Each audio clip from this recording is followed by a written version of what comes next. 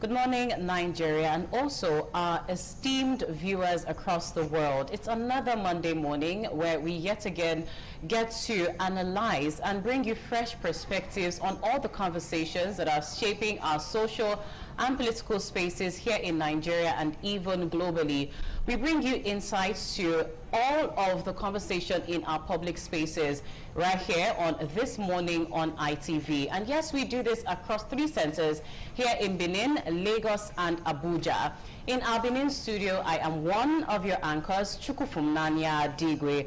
And with me right here in the studio, I have Dr. Sonny Duke Okosun, and I also have the very beautiful Anu Oluwapo Stevens. Good morning to you, Dr. Sonny Duke. How was your weekend, and how are you firing up for this morning? Well, I mean, I'm ready for today, ready for this week, and ready for the rest of the month.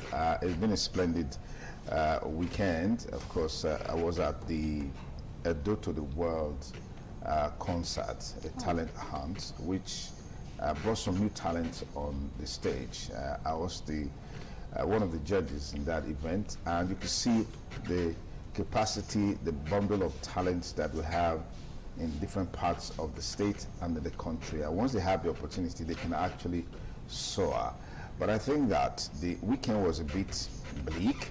If you look at what happened with the death of General Rabi Abubakar, former defense spokesperson, who died in captivity and was packaged and handed over to family members. And then, of course, his wife was released. So I'm thinking, maybe as we get along on the show, we'll talk more about that. We definitely would. It seems you did have an exciting weekend apart from that sad development. Yeah. I wonder if Anu also had such an exciting time. Well, I always look forward to my weekend. My weekend was quite restful. Good morning, Dr. Smith. I knew that was going to react. Yes, I will react to that. Abu doesn't joke with her weekend. Oh my goodness. Oh my God. But anyway, it's good to be here to see your amazing face, and also Dr. Sonny Duke as well. So just as Dr. Tonsgu said, there's a whole lot of things that happened over the weekend in the political landscape in Nigeria. Of course, we're aware that June 12th was Democracy Day. We saw that happen. We also saw a birthday celebration where it actually brought together different big political bigwigs in the country. We had former President of Nigeria, Olusegun Obasanjo, Goodluck Jonathan, a whole lot of others in that particular birthday, just to, in a way, a bit to commemorate June 12th. So just so much to talk about today, but sadly, the insecurity situation in the country is still shaping and still being on the front line in conversations, across the board here in Nigeria. Definitely, it has been the crux of so many conversations, even as Nigeria marked June 12th Democracy Day just on Friday. And then on Sunday, we had the Christian Association of Nigeria observe Black Sunday in Nigeria to honor the victims of insecurity in the country. And Dr. Sonny Duke did just mention another very tragic happening, the death of retired Major General Rabi Abubakar. It's just a whole lot to unpack, coming on the heels of the Oyo kidnappings and all of that. Dr. Sonny Duke, please throw light. Yeah, I mean, it's sad because it's someone who served the country meritoriously and is retired, traveling with his wife. They were both kidnapped, and 1 day to 2 days and on. Eventually he died in captivity, and then they released his wife and the body. Now the saddest part of it is that these guys came out of the forest, packaged the body, returned it to the family members, and then of course bidded farewell to the man that they killed, and then of course they went back to the forest where they came from. Nothing happened to them. And it's sad because you see this happening over and over again in our country, and it's not going to end anytime soon. If you look at the indices on the ground, I mean, we'll talk about generals that have lost their lives in combat operations. I mean, their bases are attacked and they die in the process. So it's a sad commentary, but I think that there is some sort of northern elites. They are aware of what is happening. The governors, the leaders of thought, they know what is happening and they know what they're doing. In some environment, people are saying this is a reenactment of the Jonathan Must Go script. all right, by northern elites, by those in power, those in authority who want to blackmail. I'm not holding for the present government. The government. Yeah, they are trying to blackmail the present government, painting a bad light, do what they can do to demarket the government and make them unelectable in going into 2027. That's why we're seeing all of these things play out. I saw a video yesterday on TikTok where a general was having a confrontation with a governor, and his point was that, you know, we heard that the other general who was in a combat with the terrorists, they were told not to go beyond certain points. All right, so these things are happening. So when you look at it critically, there is every reason to believe that there is a politicization of this issue, and many of the northern elites, you know, they are aware of what is going on. It's a reenactment of the Jonathan Must Go script. But the saddest part of it all is that when Jonathan left, a certain Muhammadu Buhari came on board, of blessed memory. What happened to the country? The country, did it come out better? Were there better policies? Were there better programs? So these are the core issues that we need to look at. And I think that those leaders of thought in the South, they need to be wise. Politicians in the South, they need to be smart and look beyond the politics that we have on the ground. Just by the way, yesterday we saw a daylight kidnap of someone in Benin City. I mean, that's scary. That's very concerning for me, yeah. Thank you so much, Dr. Sonny Duke, for your in-depth analysis of that situation. Now, Anu, for many Nigerians, the question is, if a major general can die, a retired major general can die in captivity, what does that tell of the safety of the common Nigerian? What do you think about this? Absolutely. It's truly a sad tale, the state of insecurity in Nigeria. The death of the, retired General Abubakar actually sent a whole lot of shocker to lot of persons. To think that he was actually on the road just like an average Nigerian would, ply the road every single time, going to wherever it is they were going to, him and his wife, and then that incident actually happened in Katsina State, is really a big shocker. Now, a lot of questions to be asked. Who did the bandits reached out to release the body of this man? How has the release been done? The only thing we actually did see on social media was a picture of the bandits releasing the body to, perhaps representative of Katsina State government. And then we also hear another report that says that he actually died in the captivity of the bandits due to complications of high blood pressure, hypertension, and diabetes. And then another question to be asked is, when and at what time was autopsy actually done on that body to confirm that he indeed died of what was being said? His son, who the body was released to, came out to say, no, that was not what happened, that his father did not die of that, thing that's being put out there on social media. And sadly, the mother is still in captivity at this point, because I saw on the headline that did say that the burial was done without the mother. And it's truly, truly sad to see. This is one too many situation that we have army generals, military personnel dying every single time. I mean, the last one we saw was the late Useni Brima, who, actually got a lot of persons talking online and offline. The question is, how long are we going to continue like this? Someone is actually, opting out for state of emergency. How about we have state of emergency in those states that the insecurity situation in the country is worsened? We haven't seen that at that point. But the only thing we're saying right now is, the House of Representatives passing a bill for the state police, to be enacted in Nigeria. And it's actually shocking to see, I'm going to land here, it's shocking to see that despite all of these killings, banditry, kidnapping that we see, the Borno state government thought it needful to release 720 to reintegrate bandits into the society. Like, make that make sense. And then you now hear and see a situation where some things are actually being, breached in the security architecture in the country. And it says a lot. Are we even thinking straight? Or are those people part of what is going on in the country? I said it loud and clear. I said that northern elite, some of them, they are part and parcel of what is going on. Some of the governors, they are neck deep in all of this nonsense that is going on across the country.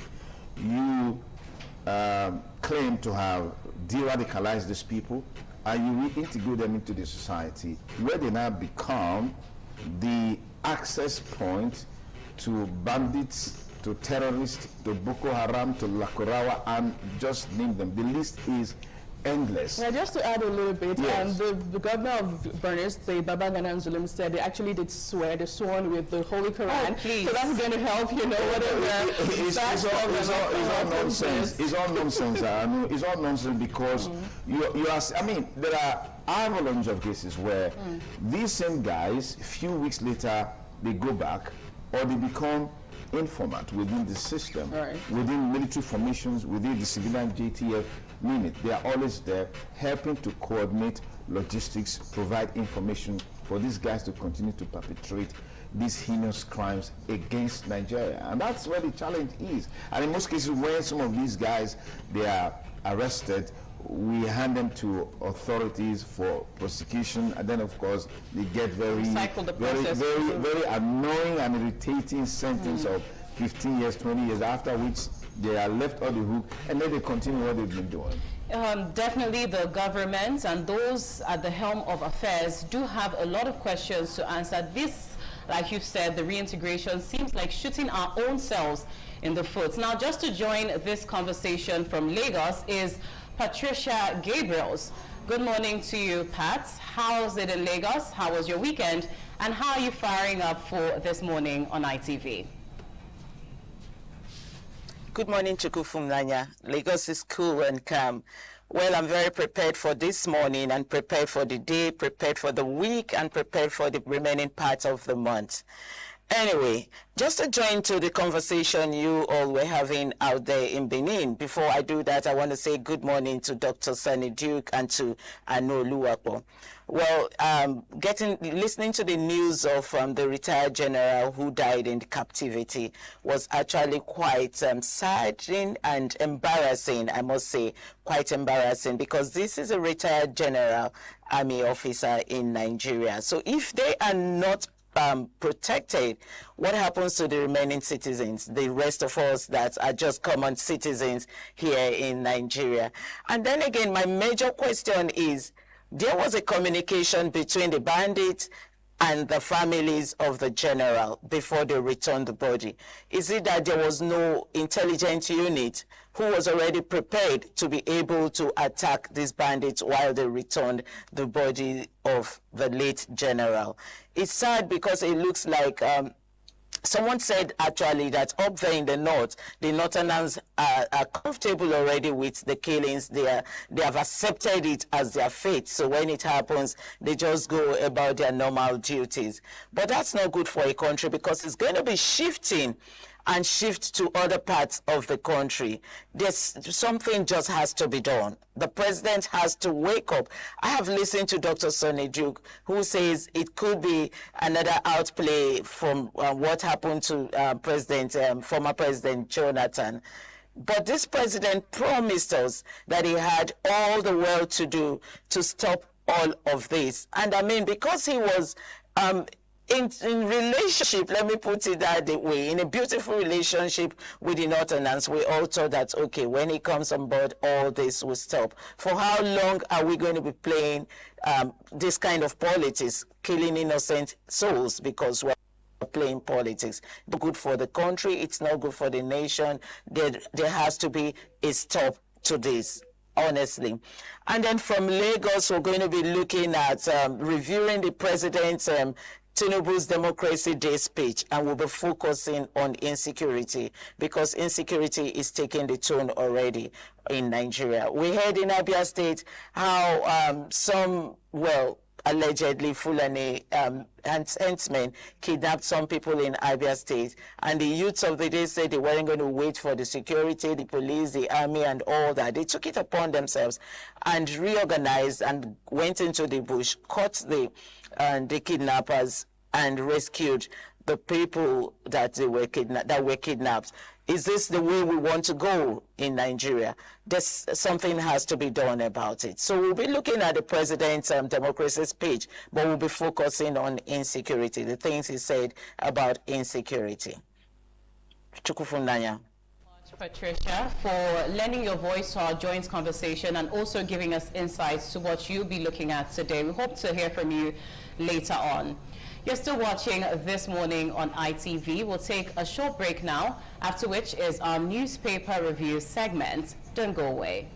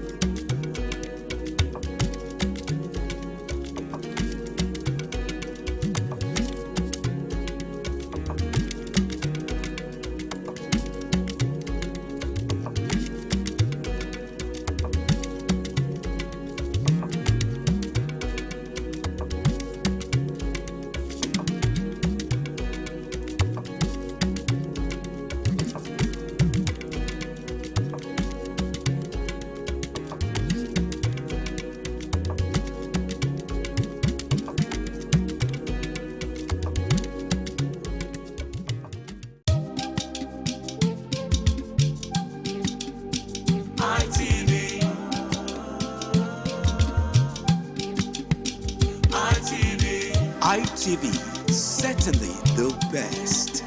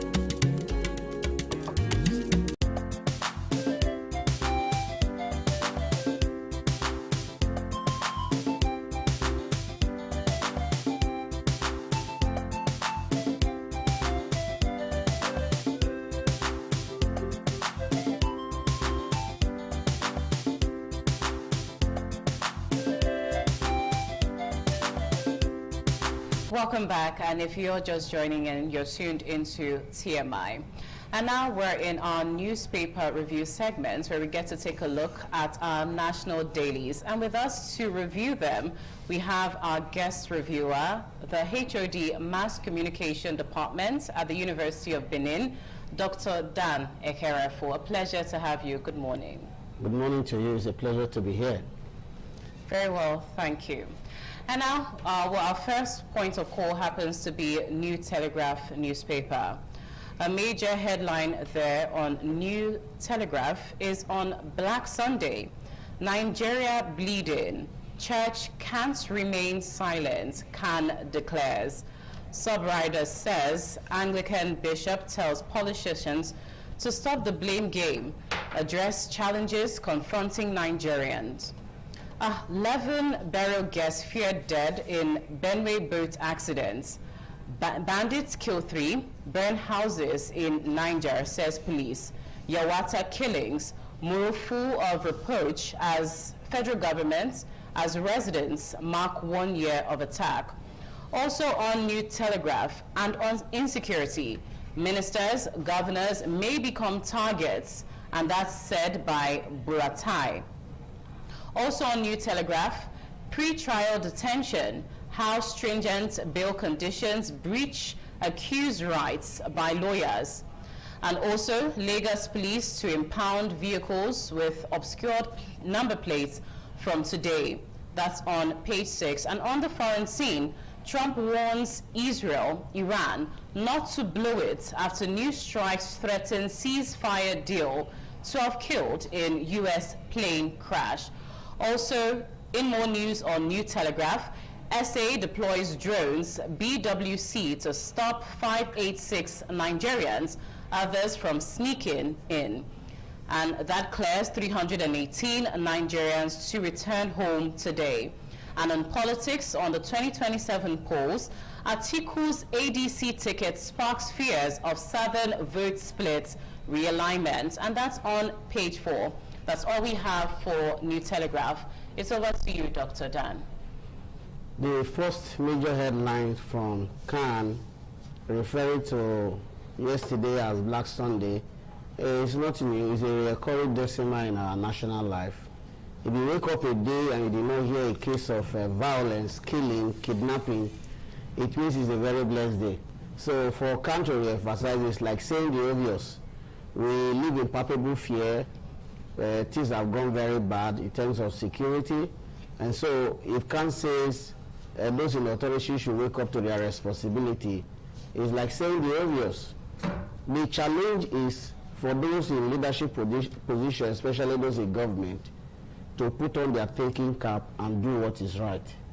Gradually, we are beginning to see bold attempt. Even in Benin City here, we saw a video of what happened yesterday at Airport Road, where there was a bold attempt in the very business hours to kidnap a family. But for the intervention of some persons, it would have been a different story. What you have seen is that people are becoming emboldened, criminals are becoming emboldened because state authorities are not doing their job. South Africa, using drones to monitor Nigerians are to be deported, is a sad tale. Those who understand the history of South Africa development, especially their key leaders like Tambo, Becky, and others, had their stay in Nigeria here for years. They had education here. Nigeria supported them in very strong ways to gain independence from the apartheid government. The result of all that is that many of them who are young now don't understand the history of South Africa. Nevertheless, if South Africa say Nigerians should go, or other African countries in their country should go, the challenge is on us to do what is right so that our citizens will rather stay than the mad rush to travel out of this country without legal means. These are the basic headlines I will react to. Thank you very much, Dr. Dan. As always, beautiful insights. Let's look at what we have on the Punch newspaper. What are the top stories? On page 5, or rather page 8, it says, June 12, June 12, same politicians took money from Abiola Tofa, says Abdusalami. All right, and then you look at other stories on the Punch.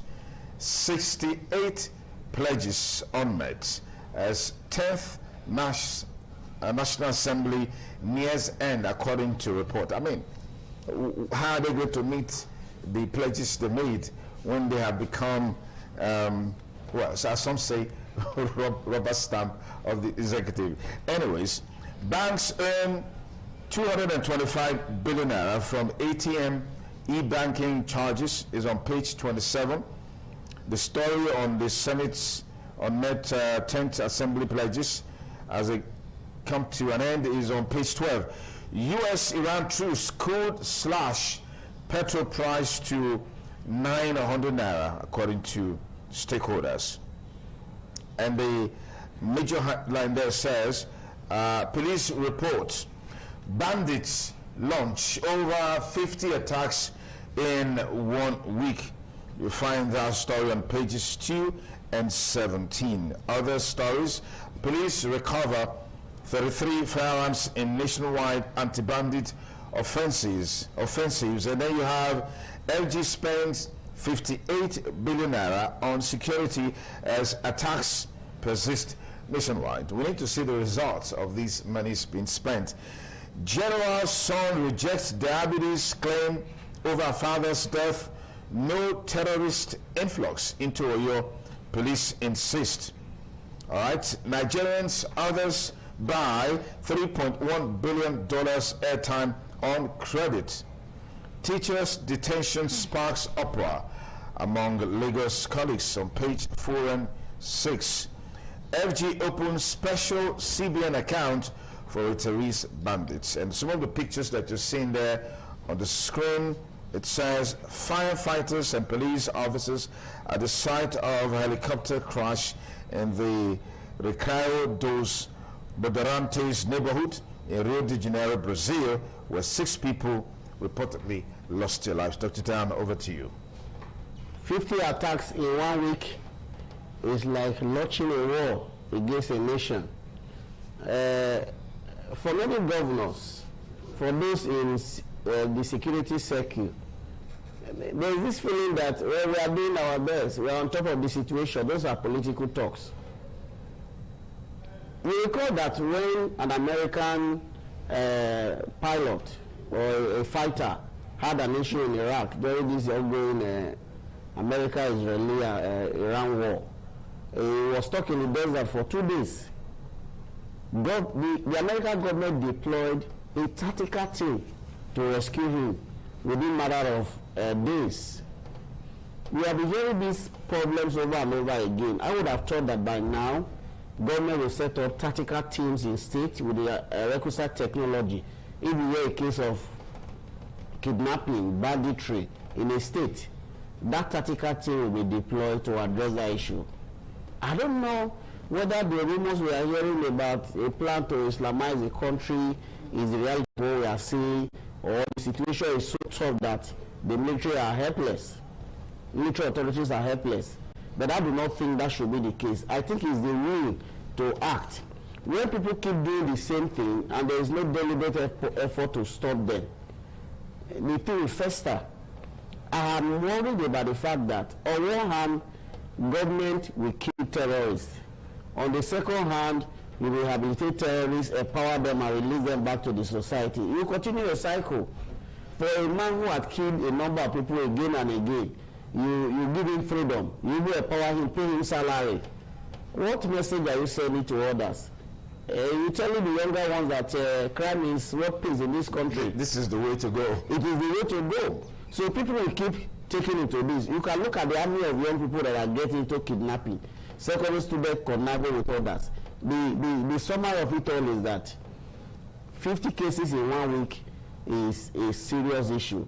One would have thought that by now we will declare a security emergency where stakeholders will articulate the issues, propose the right solution, and get a result out of it. Look, if the government refuses to do what is right, as the campaigns get closer, you will see higher cases of kidnapping because the level of vulnerability during that period will be higher and the crime scene will be so much that the police and the military authorities will become helpless. Government need to do what is right now.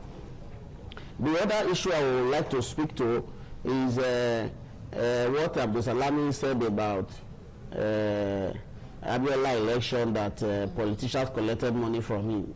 That is not a story that we should glorify. The other dimension to what he said was that he did not believe that Abiola was poisoned, but he was the head of state. If he was concerned about the well-being of the man. Yeah. At least within the short stay of his administration, a panel would have been set up to investigate what led to the man's death. He did not say anything about it. 30 years later, you are coming to tell us story that politicians bribe him. I think it's what is not the stock of the trade of ex-generals who now write books, and people cannot challenge the credibility of the statement made in those books. So I see it as one of those things. For a man who died shortly he took over office, if you were concerned about him, a panel would have been set up. So for me, politicians giving money, presidential candidate giving money to politicians is not new. Even as a little boy, I knew what happened in the early 80s when elections were done. If you recall, between NP and UPN, we were hearing stories of their campaign slogan there was UPN and the NPN food or sour. Food road or sour, what did they do and they will throw around. These issues have always been there. That being easy gift to solicit for votes. I do not think that should be what we should glorify, but I expect that when we write autobiography about ourselves, we should come out clean. Issues that are more controversial that will put us on the spotlight, we should not make reference to such issues. Okay, now we turn our attention over to the Guardian newspaper this morning, leading with a different headline completely that says, concerns over assets, risk as airport shuns comprehensive insurance. On page 6, you get details of that on the Guardian newspaper. 1 year after Yelwata killings in Kebbi, revive calls for security overall, still on page 6. CIF-CFIN advocates pre-election vetting of candidate credentials on page 30. Abacha's cycle marked me 3 generals for elimination. Who was speaking? Abubakar during the course of his birthday celebration over the weekend on page 3. Dr. Dan. Yes, if you look at this headline, I will talk to 2 issues here. CIF-CFIN advocate pre-election vetting of candidate credentials. We've seen stories where what happened in this last election, somebody, for a minister from Enugu State who had worked as a minister for over 1 year, and later he was discovered not to have graduated from University of Nigeria, Nsukka. The NYSC claim he had was not correct. We had issue like that. If you follow that case and relate it to this headline, you realize that many individuals who are aspiring to political positions in the days of Oluwole market in Lagos, they will go and create fake certificates and present them to INEC as having those qualifications. And because the level of due diligence in scrutinizing this individual is very low, people come into positions where they don't have the cognitive experience to do the type of job they will be assigned based on the certificate they present. So that call is very genuine, and I expect that those in authority, especially INEC, should ensure that due diligence is done in screening of candidate credentials, so that we'll have individuals who have the right mental ability to advocate for changes in this country. The call from Kebbi is a call that appeals to the very well-being of the people of that state, because people live in fear, people cannot go to farm. So if there is a serious call for security measures, it's a step in the right direction. Thank you so much. Now, another national daily to look at is The Nation. In major headlines there, Abacha held Abiola in secret place, and that's on news page 2. In other headlines, 26 in race to take vacant Senate House seats, also on news page 2, and Subrider says by-elections hold in 6 states on Saturday. Away from that, DHQ vows justice on Dr. General Rabi's death. That's on page 6. And on page 19, Nigeria's trade surplus to hit 9 trillion naira in exports, imports balance. Dr. Dan. At what point was Abiola held in a secret place? We were all aware that at the time Abiola was arrested, he was kept in a prison. And if the former head of state is not saying he was held in a secret place, so where was he held? You recall that his private doctor, Fola, his name, was attending to him. So what was the secret place? At the time Abacha died, it was a month later that Abiola died. So when Abiola died, when Abacha died, Abiola was still alive. What step did the military authorities take? As the former head of state claimed that himself and 3 others were pursued for death. I expect that as a general commanding the armed forces, when you take over office, you have the commanding authority to restructure certain things. So I think that is just part of a way of adding color to the book. Threats from people will always be there. So for the former head of state to emphasize it as a point in his book is just to give color to what he wants to say to the public about his biography. All right, thank you, Dr. Dan. Our next port of call is the Nigerian Tribune. Let's look at some of the top stories. On page 2, it says, River abduction, Bauchi governor visits Makinde, canvasses security architecture rejig. Of course, not only insecurity that ties the two governors together, 2027 has also brought them together with the Bauchi State governor defecting to the APM, and Makinde has one leg in PDP, another in APM. Interesting things happening in the middle to 2027. Okay, more stories for you on the Nigerian Tribune. Can marks Black Sunday, urges action against insecurity. You find that story on page 3. And of course, the major headline there, outrage spreads over General Rabi's death in bandits' hands. Outrage spreads over General Rabi's death in bandits' hands. MBF, talking about Middle Belt Forum, Meyetiala, Atiku Buratai issues warnings. And bandits yet to release a mother. That's coming from the son of Rabi Abubakar of blessed memory. You find this story on page 3 as well on the Nigerian Tribune. Dr. Dan. The same governor of Bauchi State that is talking about security rejig. I recall some years back when this issue of herders, bandits were terrorizing people and people called for action. He was one of those governors who said those herders who came from outside Nigeria are their brothers and that they should live there and they have a right to stay anywhere. So the game is changing now. We are calling for a rethink in our security architecture. These guys play politics with everything. If you follow what Rabi's son said, on social media, people said government made effort to rescue the body. High-powered security measures were taken. I was asking myself, if serious efforts were made to rescue the body of a dead man, why was that effort not made to rescue him while he was still alive? Contrary to what the Commissioner of Information said from Katsina State, the son said the father never had any history of diabetes and all the rest. It's about how we manage public information in our nation. I've done a series of studies on information management.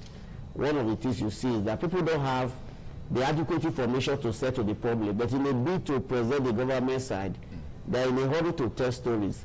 And when the facts begin to come in, you say, no, the media misunderstood me and all that.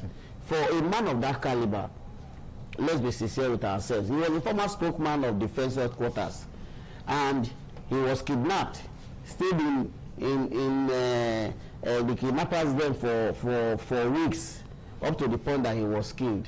It's sad. It's really sad. Our hearts go to the family of late General Rabi.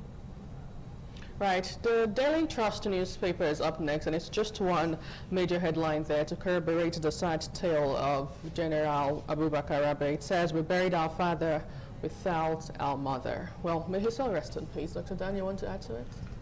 It's a really sad one that the man who has struggled all his life serving this country was kidnapped, and no help came from even the very institution that he worked for. Those in the military now should realize that what befell Rabi is a call on every other person. So if the right things are not done, any of them can become victim tomorrow. You hear the former chief of army staff saying that even governors can be attacked and all that. For him to have said this is a reality that will happen anytime, any day.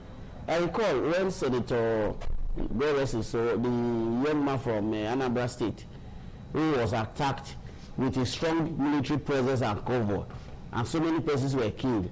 I concluded that the way this country is, if we don't start doing the basic things that are right, bring technology to security sector, we will continue with this talk with less result.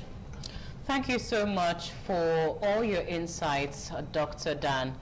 You have anything to say, Dr. Yeah, Dan? I mean, it's a very sad commentary, a sad situation that we have in the country with all that is going on. And I think the most disturbing part is that you don't even know when this is going to end. But someone told us recently that after the election, we're going to see all of these abate. How true that is, we'll find out after the election. But we'll just go right now into a major talking point on the program, still reflecting on June 12, Democracy Day, and 2027, looking at the memory, the mandate, and the next vote. And our guest is already online. Dr. Godsent Orunse is a peace arbitrator, also an education specialist. Is joining us virtually from Abuja. Dr. Orunse, thank you for joining us on the program TMI this lovely Monday morning. Good morning, Dr. Sonny Duke. It's my pleasure to always be here. Good morning to Edo State. Good morning to Nigeria. Thank you for having me this morning. Thank you. As always, we have Dr. Dan Ikarafo, Head of Mass Communication Department, here with us in our Benin Network studio, alongside my delectable, beautiful, intelligent, sagacious colleagues, Chukwu Funanya and Anu. Ladies, thank you again for being part of our conversation today. Okay, but let me start off with Dr. Orunse. Yeah, when we look back at June 12, we look at Democracy Day, as it were, we look at all of those issues that have dominated our politics. You just wonder, when are we going to get it right? Every election cycle gives us the opportunity for us to get these things right, but it looks like we're just moving from bad to worse.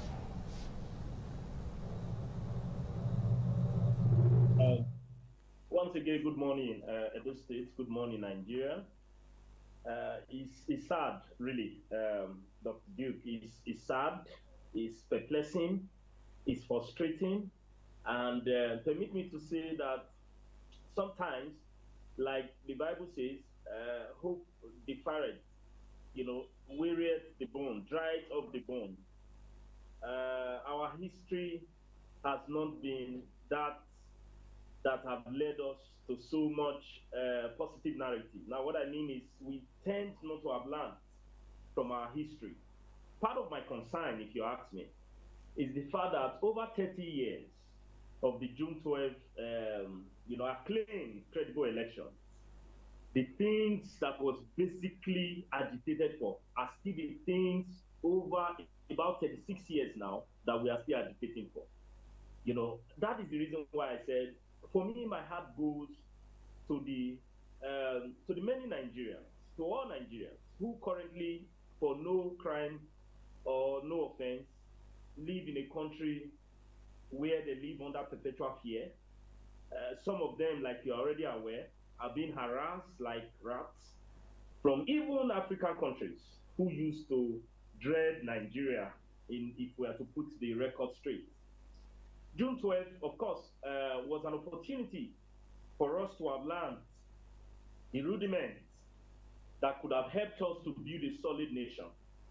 But sadly, if you look at the past 36 years in date, and you look at our present narrative, especially if you want to judge with the key performance indicators, you will discover that even some of the things that the then MKO Abiola talked about, some of the things that were the bane of his campaign, are still the things that the present political class are still using to campaign to us. I don't know if you remember, when I got this invite, I went back to the jingle. The small water with a drink, please permit my vernacular. Now so dirty they full the small money with the chop. Now so transport they chop and give me no food, hospital. I tire for this life. Oh, now it's been 36 years. You know the only people that have had it good for them, Sonny people, to put the record straight, are the political class and their family. Even the activists have not been innocent. A lot of those that claim to have formed the Den and Deco, they are still part of those that have not been able to give this nation a clear direction. I'm talking about successful governments, not just this government. It has been a generational failure, and the sad reality is we seem not to have learned from the gain of the June 12th experience. Let me quickly say this, to be quite frank with history. The reason why we talk so much about the June 12th is not necessarily because there were no hiccups with the elections. It's not because we don't have some irregularities, but it was acclaimed by both local and international observers as one of the freest and the most credible election we even had. You could recall that even the candidate that contested against the late Abiola congratulated him as someone that have won in the spirit of sportsmanship. But what is so significant, three things about that election, which I think a lot of public commentators have said over time, is the fact that Nigerians for the first time voted beyond ethnic, regional, and religious sentiment. I don't know if you are aware or if we can still remember that even the Abiola ticket then was a Muslim ticket. Abiola and Kingibe, his running mate. The Nigerians saw beyond that. It's because it was not about religion. It was not about ethnicity. If you look at the statistics of the June 12 election, you will discover that even Abiola won his opponent. I'm talking about Tofa in his own state and even local government. He won him in his own house. Today, we are still asking ourselves. Over time, we have had successful government. Our electoral practice is better. I'm talking about real time. What we see on election day, the judge that the fillers, the conclusion and the report from both local and international observers. Is it better? Let's talk about our ethnicity. For me, the political class has succeeded in whipping so much religious and ethnic sentiment, and even regional sentiment. Now, the Nigeria we have today is a Nigeria that says it must be this region or that region, this religion versus this religion. It must be this ethnicity against this ethnicity. It must be, the Igbos must not be allowed to have power. Why these people must be allowed to come in? Are we better off? But the situation are worse. Please let me submit at this juncture. I'll come back to you. I'll come back to you in just a moment, Dr. Runse. I'll pause you there. I'll be back with you in just a moment. Dr. Dan, we missed it at June 12th. Was that an elite capture of the system so they can continue to perpetrate their will? I mean, do things the way they want it to be done? And between that time and now, we have seen a country more polarized than ever before. Yes, the annulment of that election was purely state capture. If you listen to Babagida's presentation on June 12th, he said he was one that if he should announce, if you allow the election result to be announced and Abiola declared the winner, they will kill him. So for the head of state to make such a statement, it means there were some, I will not call them esoteric forces that were behind the scene, telling him this is who we want to be the president. It is obvious that if Tofa had won the election, maybe the forces would have allowed the result to stay. Generally, the tendency of some cartel to hold the country to ransom has remained part of our national life, and you see what is happening today. But my take from June 12 election, if you ask me, is that it was an election where people voted openly. You line up, the votes were counted, and the winner for a polling unit was announced. We did not spend so much money trying to organize the election, buy technological materials and all the rest. But the set of politicians you have now are totally different from the class of people who manage our electoral system, who participated in the process then. They had a sense of human conscience. But the set you have now are a set of wicked people in the political scene. I use that word with a sense of responsibility. Here, people now organize men who will kill their fellow human beings just for the sake of politics. And you see the level of security deployment, violence associated with the election now. If you watch the campaigns of that period, it was a thing of fun. If your party comes to this, to my village, where I'm the leading candidate, you will have my campaign materials and say, you don't have the capacity. It was a thing of fun. It was a competitive engagement. But if you relate that to what we now have, you have a set of people who just think power for power's sake and for the benefit of their interests. But because men of that time were willing to serve, they didn't see it as a do or die affair. So my take from June 12 election was that we understood the value of the human life, we understood what it means to respect the electoral process, and align the will of the people prevail. Whether that is still what is happening now is what you and I can talk about when we hold another elections. All right, Dr. Dan, just to ask a question that's probably on the mind of many Nigerians, June 12, 1993 to present day, it's been a long time coming for the democratic institution of Nigeria. But there's a lot of Nigerians that are saying, are we really reaping the dividends of democracy?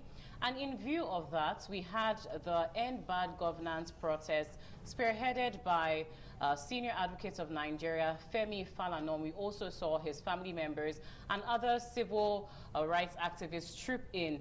We've seen a spate of those kind of protests in time past. Do you think this one is going to be any different or any consequential? For me, if you look at Nigeria's election and governance structure from 1999 to date, those guys who managed the country in 1999 to 2007, though some of them had the tendency to engage in piffery, but that was at a minor level. You had one or two governors who showed brilliance in their approach to governance. When that set of leaders left, we now had a new set of leaders who now understood what it means to manipulate the system to suit their pockets. But the current set, tell me governors that are doing very well.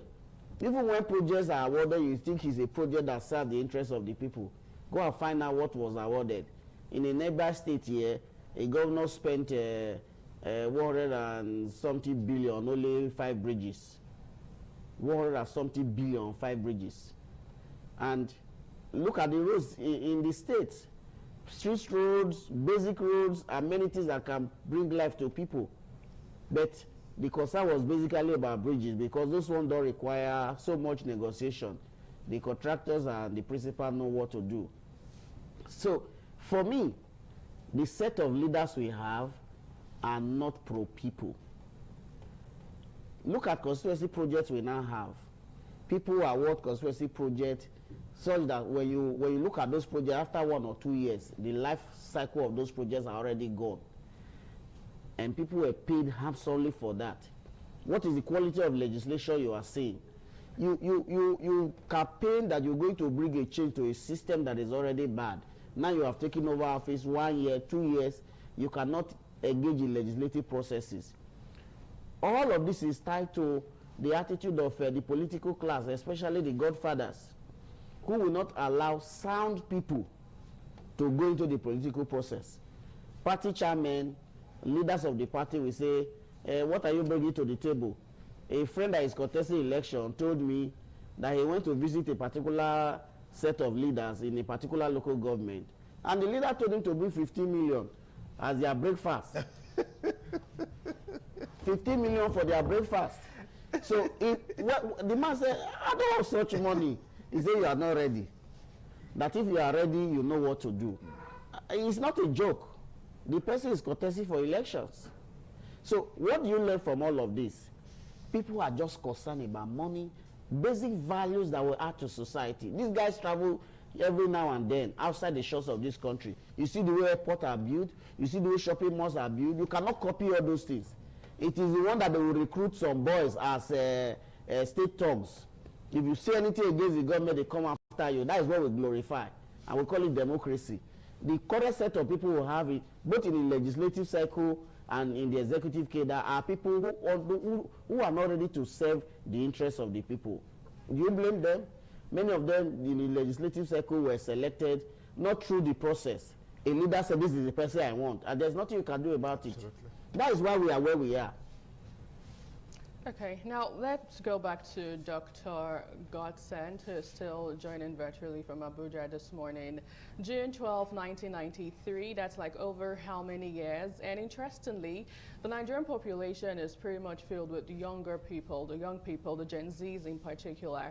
Now the big question is, how important is it for the younger Nigerians, the Gen Zs and, you know, the Gen Beta to have a grip of what actually went down, of the events surrounding the June 12, 1993 general election? Of course, it's no longer news that history is no longer taught in primary and secondary schools, only for persons who take it upon themselves to study it in the university system. So how important is it for us to understand what really transpired in that election? Thank you so much, my dear. Well, just to set the record straight, I think history has been recorded back. The last time I checked, they have recorded back. Currently, the schools now teaches history. The issue is not even, the Nigeria situation is not whether we still do history today or not. The Nigeria situation is the sad reality that we learn nothing from history. Look at it, my friend. I want you to know that away from the political class, can we talk to ourselves as ordinary Nigerians? Presently, myself and some friends, we have been having a lot of discussion along this line. You know, most of the things we keep on talking about today, like we are talking on TMI, ITV has dealt extensively on these things over the years. You know, with a lot of brains coming to give a roadmap, connecting and trying to give direction to the government. From ITV to channels and every other, you know, big weight stations, Arise and what have you. But the situation remains the same. Now, three things. Number one, ask yourself, are we learning from history? I'm happy you made a statement because that is my resolve and my passion. Sorry to say, I've really lost confidence in the present leadership of our fathers. I think if we are to save what is next in this country, we need to focus on the Gen Z, the next generation of young people. I'm talking about people between, let's say, 25 to 40. You know, who in another 10, 5, or 15 or 20 years are going to take over the mantle of leadership. Remember, I made a statement. The issue is not history. We are aware. The issue is we are not learning from history. Please, there is another side to this discourse that I would like to draw our attention to. That side is that we also need to blame the family units. We need to blame the family units. We need to also ask the religious institutions and the traditional institutions. Now, let me say this to you. My worry is this, that even the next generation, I'm talking about the Gen Z that you mentioned, and the young generation of young people who are the most populous in numbers in terms of the current Nigeria population, are not even ready for the intricacies and the demand of leadership. I will give you an example. In our recent history, we have seen young people who, for one reason or the other, were privileged to become governors. You know, a recent case is one of the key examples. You know, it's one of the young men that was privileged to hold very sensitive positions. Now, beside him and several others, can you go back and look at the antecedents? Look at what they are currently facing, and look at how, even despite the allegations that confront them, they are still making political waves. Can I ask you, ITV, to do a research into 2026 when Ribadu was the chairman of the EFCC? I need you to find out some of the statements he made about some personalities who it was said that they were corrupt and they were draining this nation. Today, quite a number of them are the leaders of this country. Now, my question is this. I want to ask that we begin to channel our effort and our discussion towards saving the next generation. Because the next generation of young people seems not to even understand the demands of governance. It is cheap. I have personally tried to interrogate some few people. Even a lot of public commentators don't know what it means to govern, don't know what it means to face the pressure and the heat of governance. Now, governance all over the world have its own issues. But the truth remains that Nigerian issues is compounded in three areas. Please take note of this. If we must have a new narrative, the religious sector must play their role. the traditional sector must play their role. Even the, what do you call it, the social justice system, I mean the lawyers, the court, the bench must play their role. Now, what is the role? Our problem is more of a value problem than it is an intellectual problem. I know that we have a gap in terms of capability problem. I do not argue that. But you see, like my fellow discussant that made a statement, these leaders travel around the world. They see what is going on. It's not that we don't have the resources. We have the resources to make things right in this nation. Just recently, sir, I discussed with one of the food soldiers that is handling this Oyo kidnapping. Now, you will lament to know that at this time, there are basic equipment you need to track these criminals that Nigerians still do not have. I asked my friend, what about the a lot of money that have been voted into the security over the years? You know what he said to me? You should go and ask the National Assembly why they refuse to play an oversight role, to ask for accountability from the successful military generals that have been given this money to use to get some of these basic instruments. What about the discourse of 2.10 trillion naira that is still being investigated, that is bringing a lot of hula balloon in the National Assembly, asking for the arrest, you have no right to ask for this arrest, and blah, blah, blah. So you see that presently we are not a serious nation. Our failure is not God-made as a nation, it is man-made.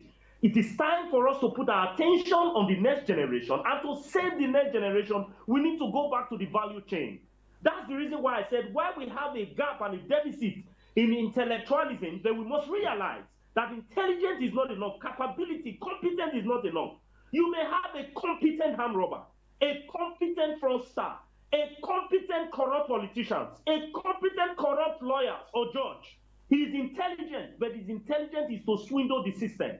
No matter the system you have, systems are built around humans, not inanimate objects.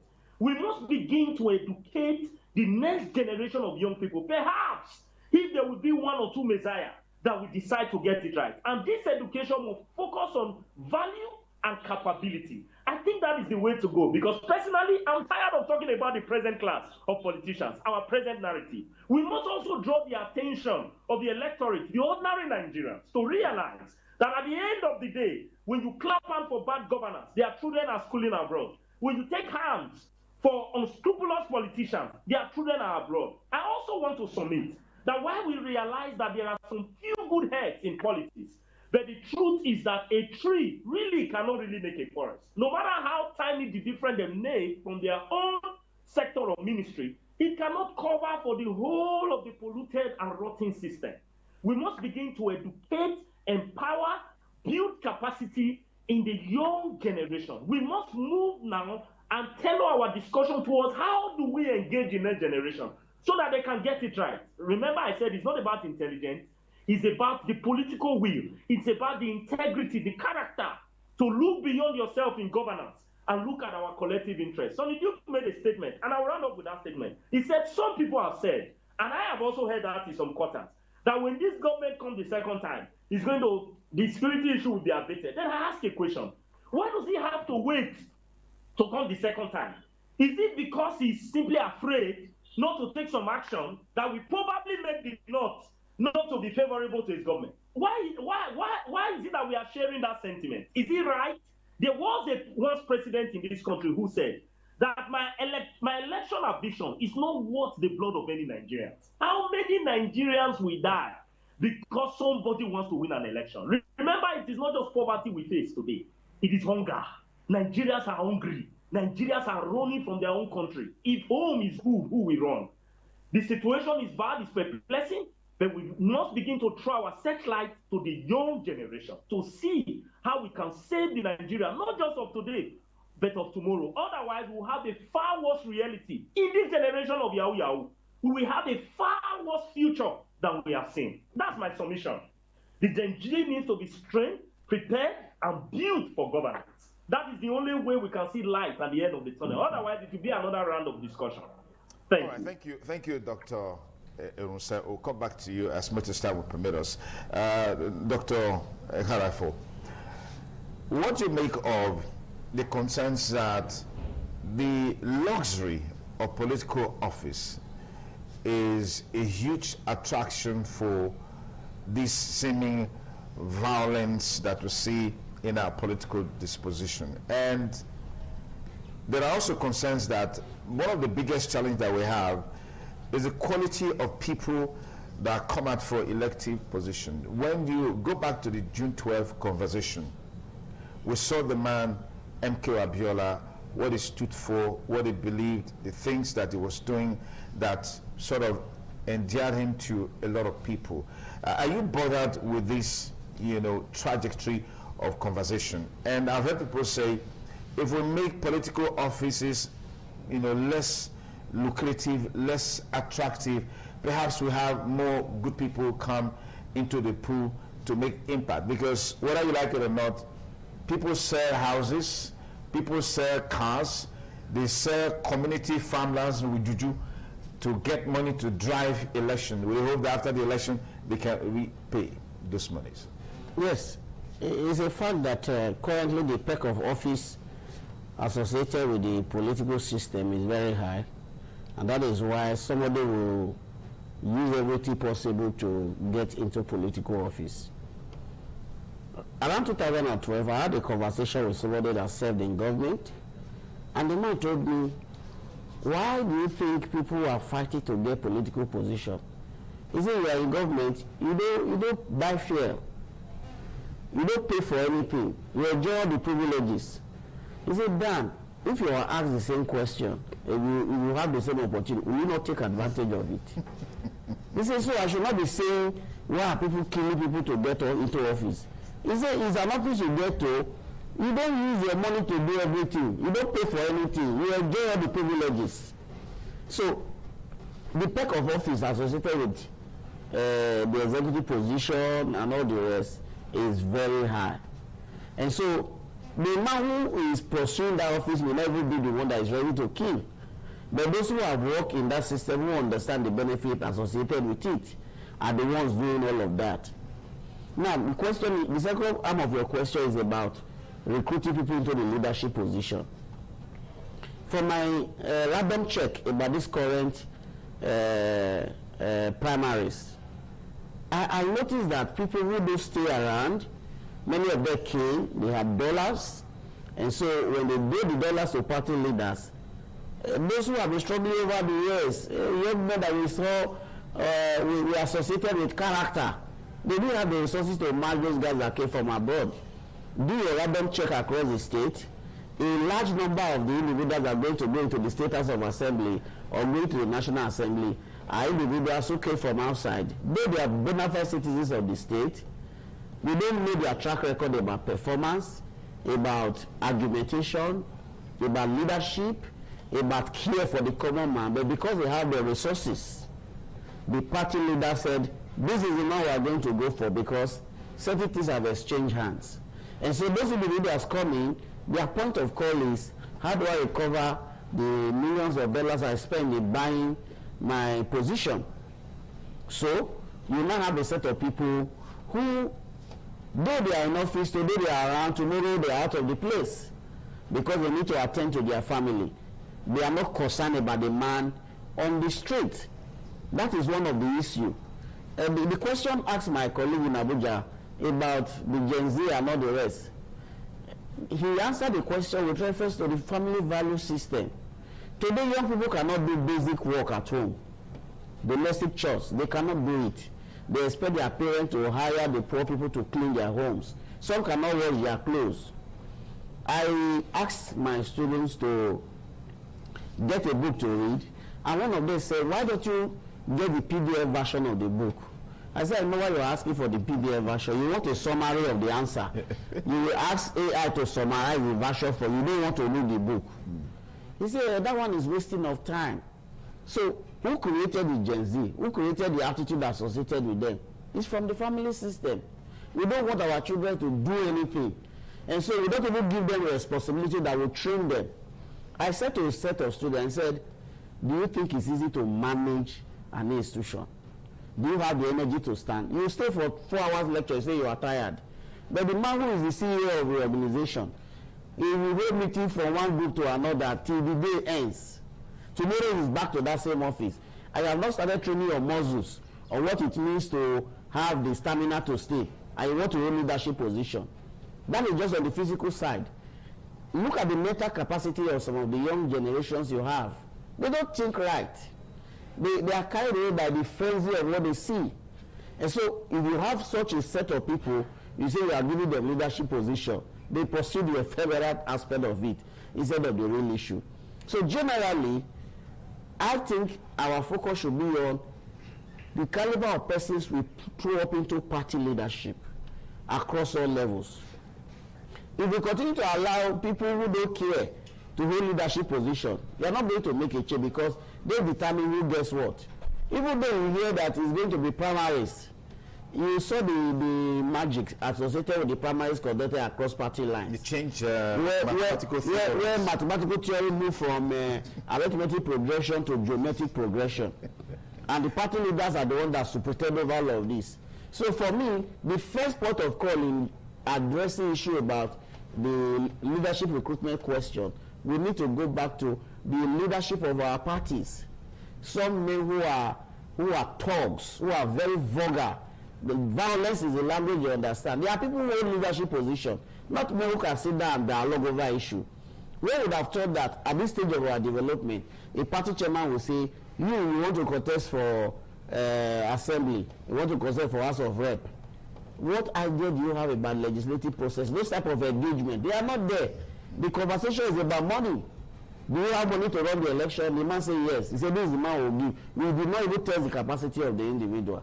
So, since our democratic structure is built around this level, our focus should be on even training party leaders.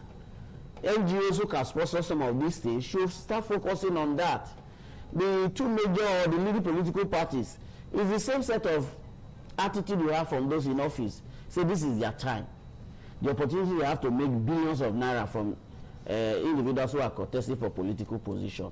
And so they offer it to the highest bidder. So what kind of recruitment do you get from that?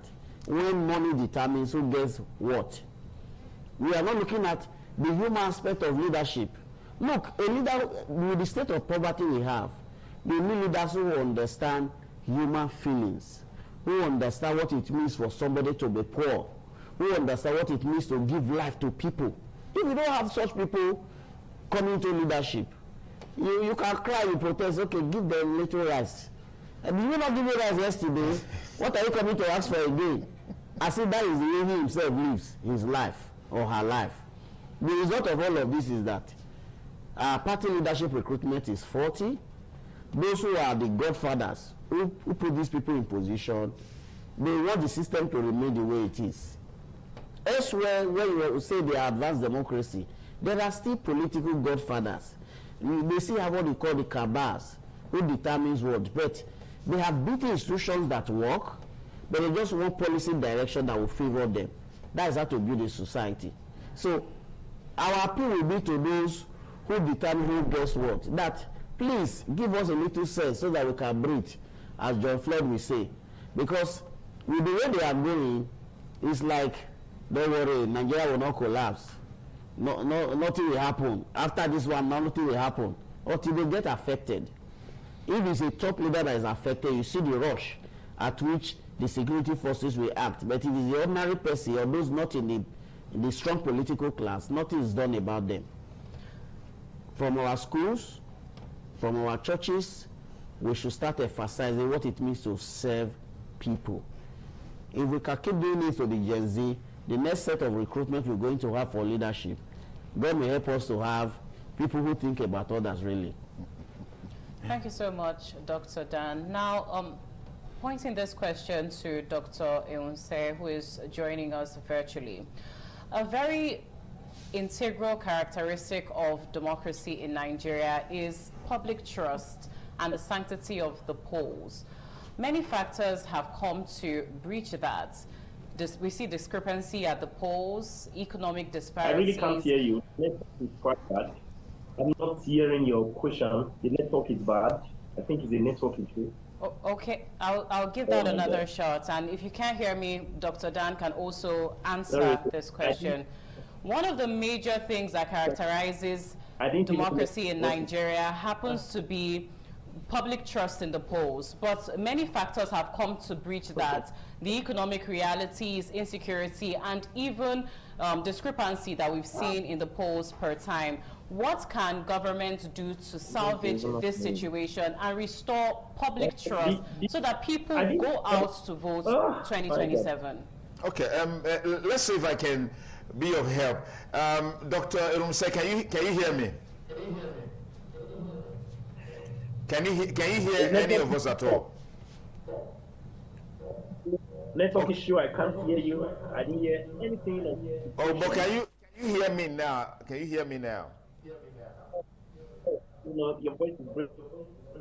Okay, maybe you need to join again, and let's see if that will work better. But in the meantime, let's get Dr. Dan to respond to you as we gradually bring this conversation to a close. What can we do differently? 2027 is around the corner. The same issues, the same questions, the same conversation is going on, and I'm sure that in a sense, insecurity has overshadowed every other thing. For a while, we saw 2027 taking prime position in our national discourse. Even though the economy was going into comatose, every other thing was happening. It was all about 2027. And that's why they say politicians always think about the next election. You're talking about public trust. If you go out to vote, in your polling unit, the results were announced. So person won. And when the results were uploaded, you saw different figures. The next election, you may not be willing to vote. So people feel a sense of disenchantment with the system. Then why are you wasting your time? They already know what they want. Government must be deliberate in allowing people's will prevail. I will take on the ruling party. The ruling party conducted a primary on a Sunday and said across Nigeria 10 million people came out to vote. And you were asking the question, where did the figures come from? It was a contest between a young man and an elder, and the result of what we got was that over 10 million votes. Those were figures that were written. There is no empirical evidence to support that people came out in large numbers that amounted to 10 million. So you're asking yourself, if the party can even cheat itself, when it has a contest with another party, what will be the result? So trust is earned by your attitude. 2, on the part of the electoral umpire, political parties cannot rig an election if there is no connivance from INEC. INEC officials, they understand the game. They know that politicians are out to make money. The officials themselves are also interested in making money. So sometimes there are secret compromises that are made to ensure that the system will not work in favor of those who they did not want. So, how do we address this? INEC need to come out clean. The officials need to come out clean. The unfortunate thing is that after elections, all of us go to the same market. All of us live our life the same way. So if there is insecurity, all of us are affected. So the umpire need to do a lot in educating its officials that in this election we want the best for Nigerians. If the umpire is clean in his approach to managing the election, they will earn public trust. 2, the security agencies themselves. I have participated in many of the elections. If you see the attitude of the security agencies, sometimes they are not bias-free. So, why do we militarize our elections and create fear? You see, they say election is happening in Edo State, the police will deploy 33,000 soldiers to Edo State. The military authorities will deploy, immigration will deploy in one election. And you ask yourself, are we going to kill somebody in that place? The reason for all of this is that we create fear, 1, to scare people away, not because we really want to protect the process. Even in the eye of the people, somebody who raises objection about the way the process was conducted, the security agencies will whisk the person away instead of listening to the complaint and ask the officials to do the right thing. So the summary of it all is that the security agency should realize that they are out to serve the interests of Nigeria, not select Nigerians. The electoral umpire should realize that they are giving this position in trust for the people. The political class themselves, those young men and women that they are recruited to act as thugs, you can get killed in the process, and your family will feel the pain of losing you. So, for those thugs who feel this is the opportunity they have to make money from politicians, the warning should come to them now that the way the society is going, you can get killed. Think about other lawful means of earning money instead of using the approach to violence. We understand the factors, we understand the issues involved. Like I said in my earlier conversation on this, the will to do the right thing is where the problem lies. Okay. Anu? Right, I don't know if we still have Dr. Godsend back, but just in case, Dr. Dan, what is the future of democracy in Nigeria? There are those who would say that the kind of democracy we practice is very special kind of democracy, you know, with what peculiar kind of democracy. Right, with the events that we've seen so far. So what really is the future of democracy in Nigeria? Well, for every system that has problem, it will get to a level where the system will reorder itself. That is the way society works. We'll get to a level where people will say, we can no longer take this. Whether you call it a revolution, whether you call it to attitude change, whatever name you want to call it, it will get to a level, people will feel a sense of frustration, they will take to the streets. You see what happened in the Philippines and other parts of the world where political leaders lost their sense of responsibility and people rose up against them. Even when the army authorities were shooting, the people were ready to die to ensure that there is a change. So for those who currently manage the system, who think they are untouchable, if we continue with this act, you know what they are doing now is that if they are key position, you put your children to replace you. Other people can wait. We'll get to a point where people will start resisting. Well, how is that going to be possible when you have this polarization, the north-south dichotomy, as it were? Look, change may not be spontaneous. If you effect change in Edo State here, the other people in your neighbor state will say they did it in Edo. So it's possible. It's possible. It's possible. Those who are complaining in the north today were the same people saying, say Baba, it was the best thing that happened to Nigeria. But the man is gone, and the policies are not sustainable, and they have changed the policy. So poverty is biting hard on everyone. So they are calling for a change. That is the reality about our national life. We just don't need to wait for that stage where people will take it to the streets to demand for good governance. We can just do what is right. I think that is a challenge. If you watch Ostromole's articulation in Senate, it is like fighting against the institution that he is in. It's about values. So the value he's trying to promote is not what the system wants. So there will be friction. Yeah. But we'll get to a point where people will say, we cannot take this anymore. That is the reality. Fantastic. Dr. Godsend Erunse, I'm not so sure if you're still with us online, but if you are, okay, we just call it a wrap here.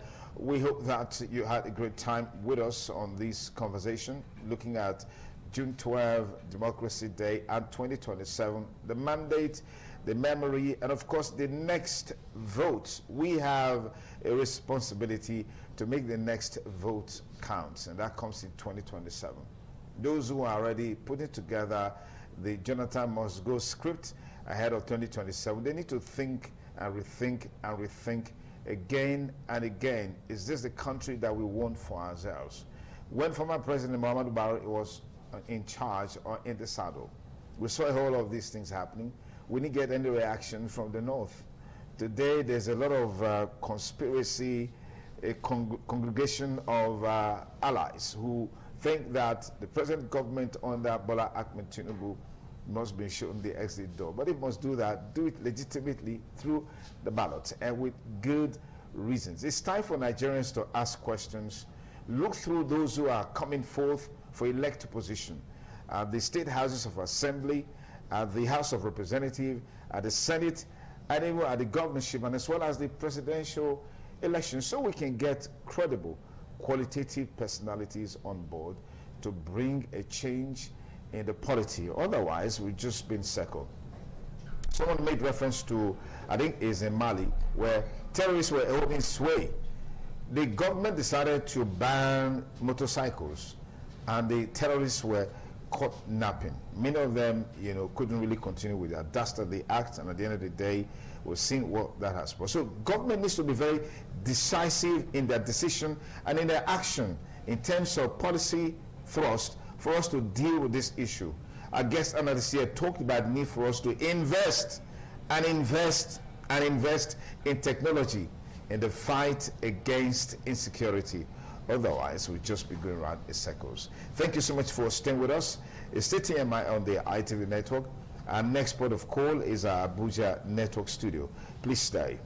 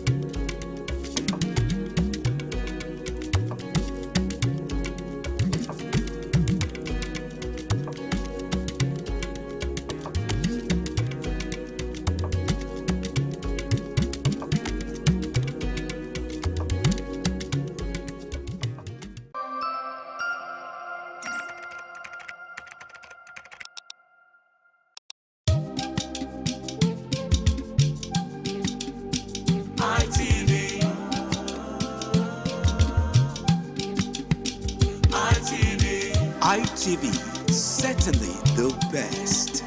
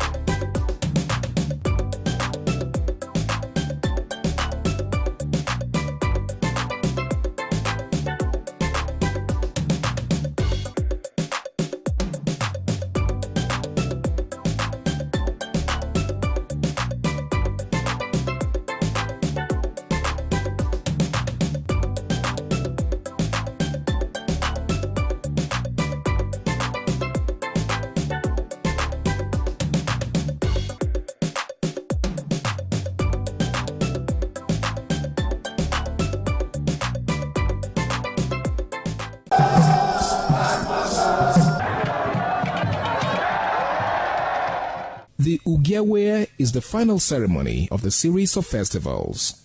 It is one of peace and lightheartedness, following the more solemn of the ritual year. Ugewe is the festival of the Ewe leaves, a symbol of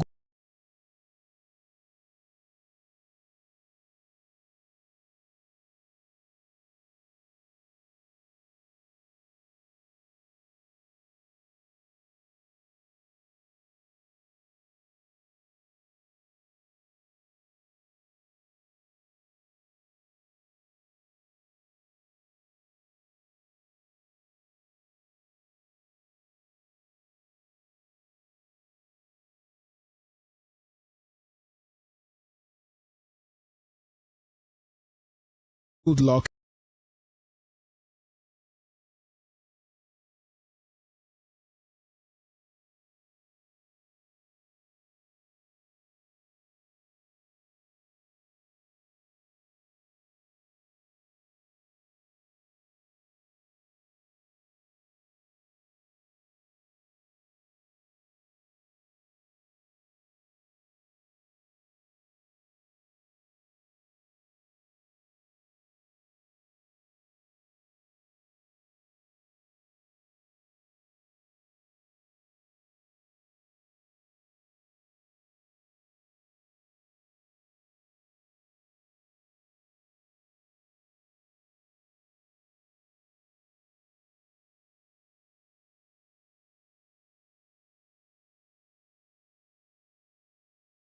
and joy.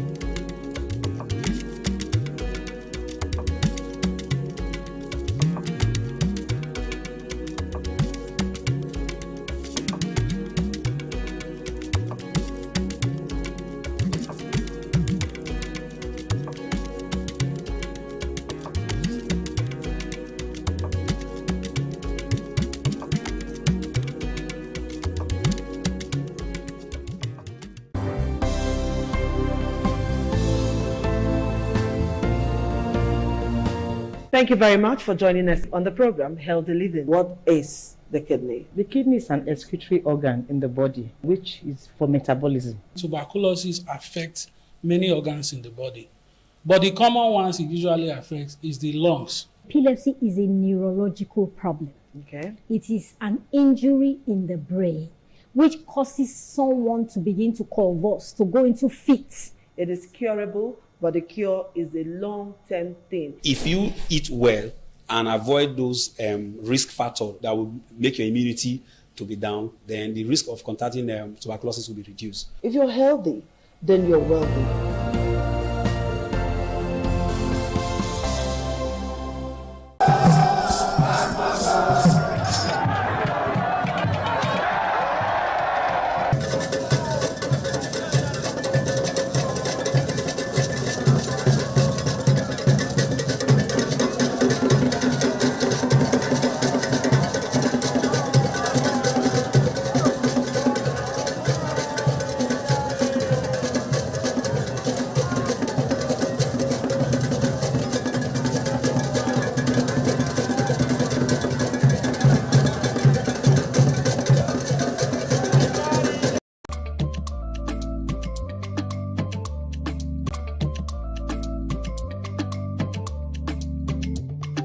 The man went out to bring in thugs to come and beat her. Yeah. In a situation like that, do you think women would have seen that and still want to speak?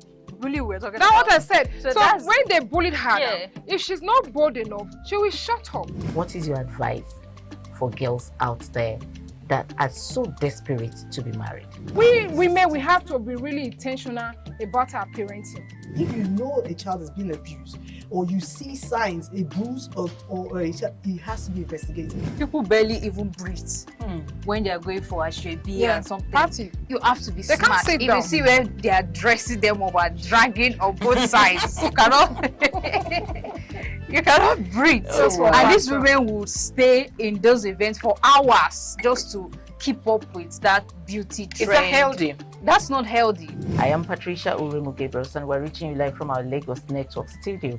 Of course, Women in Conversation is a program designed for women to discuss about themselves.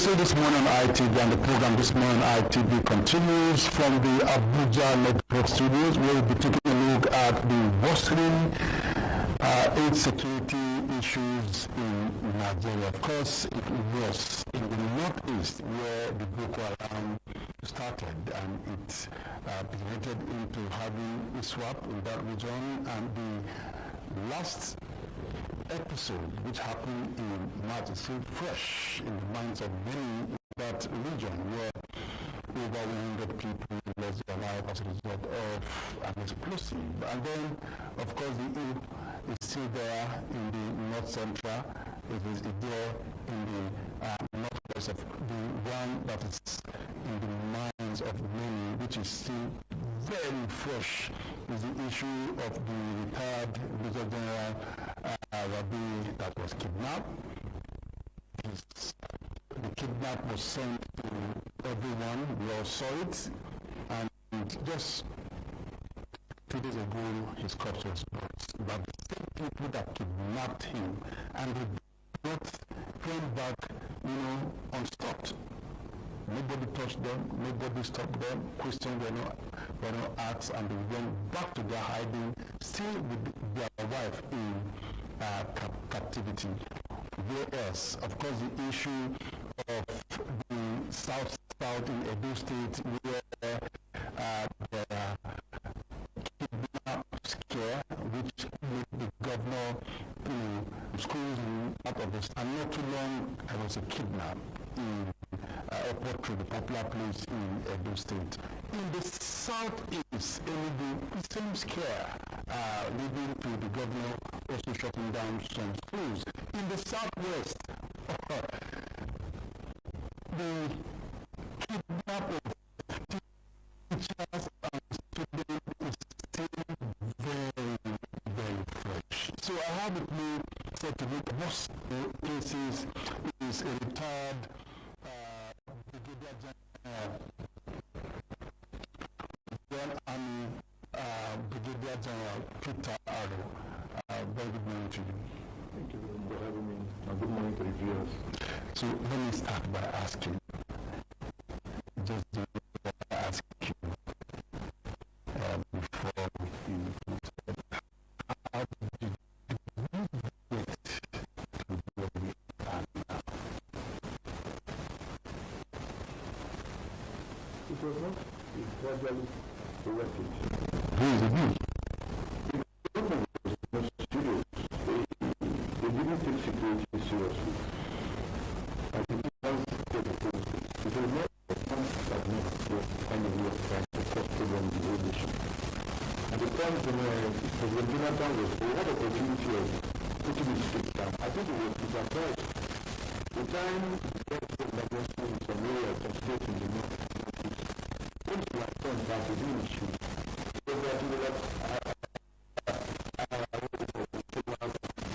ensure that all the government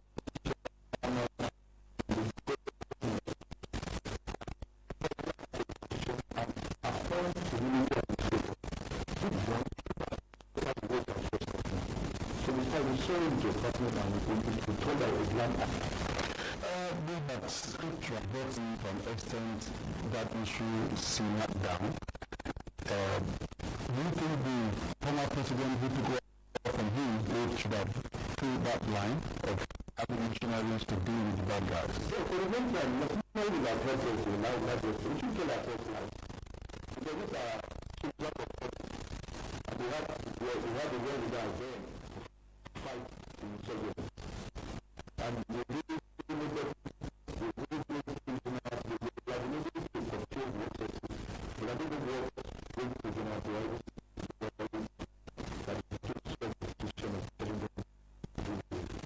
let's look at some of the issues. About public, about the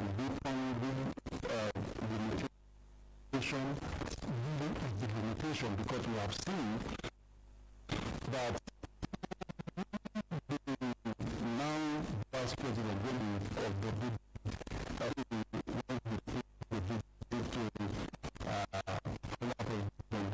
Jonathan at the presidential villa, and when he was talking to the press, said that the bad guys are better motivated not only in welfare, in the part in power machinery compared to what we have. I will not totally agree. Members of the armed forces, we still service in the fields of gathering intelligence. If you have very good intelligence network, you can overwhelm anybody that has so much power, no matter the weapon. Okay, so but the instant case of late Rabi, how can we stop it? Because you know that the former chief of army staff, is also talking, and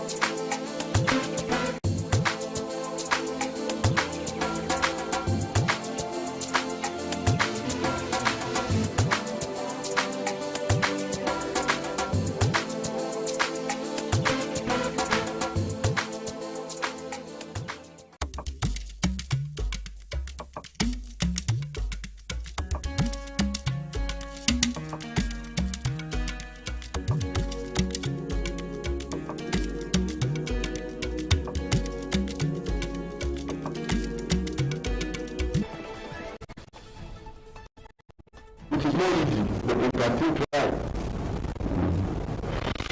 okay, so by the fact that most time what is allocated for armed forces or Ministry of Defense, as the case may be, is not what is released. How can we achieve tackle?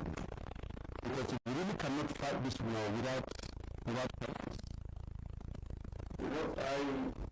You have to be there to do that everything. By listening to what they say or reading from the papers, you might not be sure. The Nigerian can be funny. Even when the money is released, they say it is not released. Well, they can look at it critically and see what actually happened. And we should ensure that something the money is released on time for the procurement of arms information. Okay, so let me take it back to the late Any plan by government to ensure that those who have reached the level of general in the army are protected even while they are in retirement. We are having research. The regular research of the National Assembly. That one of the cases they are putting both of them, they want to put forward of this. I hope that a mistake happened to Wadi. As soon as the government is not doing it first, the government is not doing what it's supposed to do. Insecurity, after the last government left, when this government came in, there was this upsurge of security vaccine and we have not done anything very well. We have not done anything tangible that is appointed that is actually spent on the private there is one particular state that the provisional police was killed. And one of the bandits had the weapon to wearing his uniform, a member of the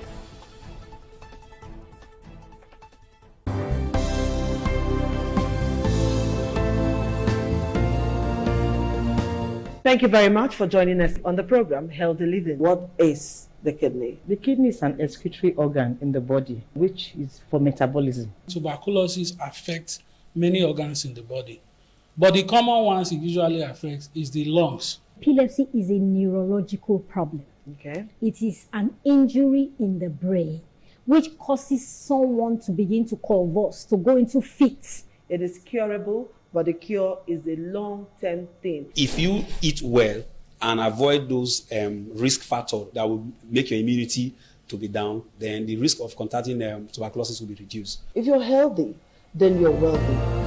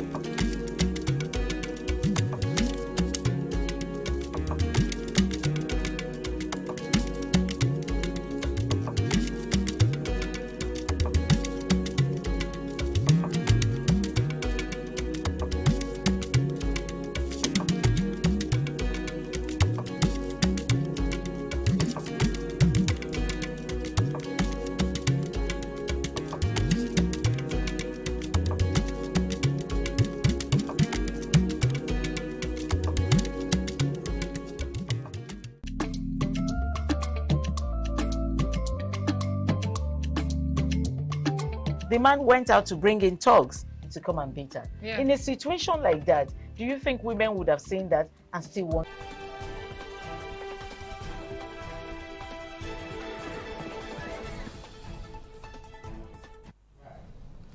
Welcome back to This Morning on ITV. Now, the conversation in Abuja still continues right here, and it still continues in many public spaces in Nigeria. The worsening insecurity across the country and whether or not the military is overwhelmed. Just over the weekend, we saw the death of a retired Major General in captivity. And we've also seen a spate of killings and a spate of failed attempts to recover kidnapped victims, and all of that happened. So this question is very, very consequential. I'll throw the ball to you now, Anu. What are your thoughts?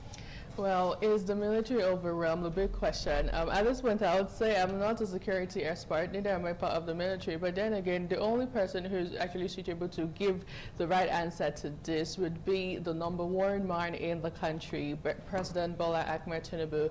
He is that one person. And also the security chiefs. I remember during the course of last week, we had the Senate actually say that, or someone actually did say that if the security chiefs are not performing well, they should be sacked.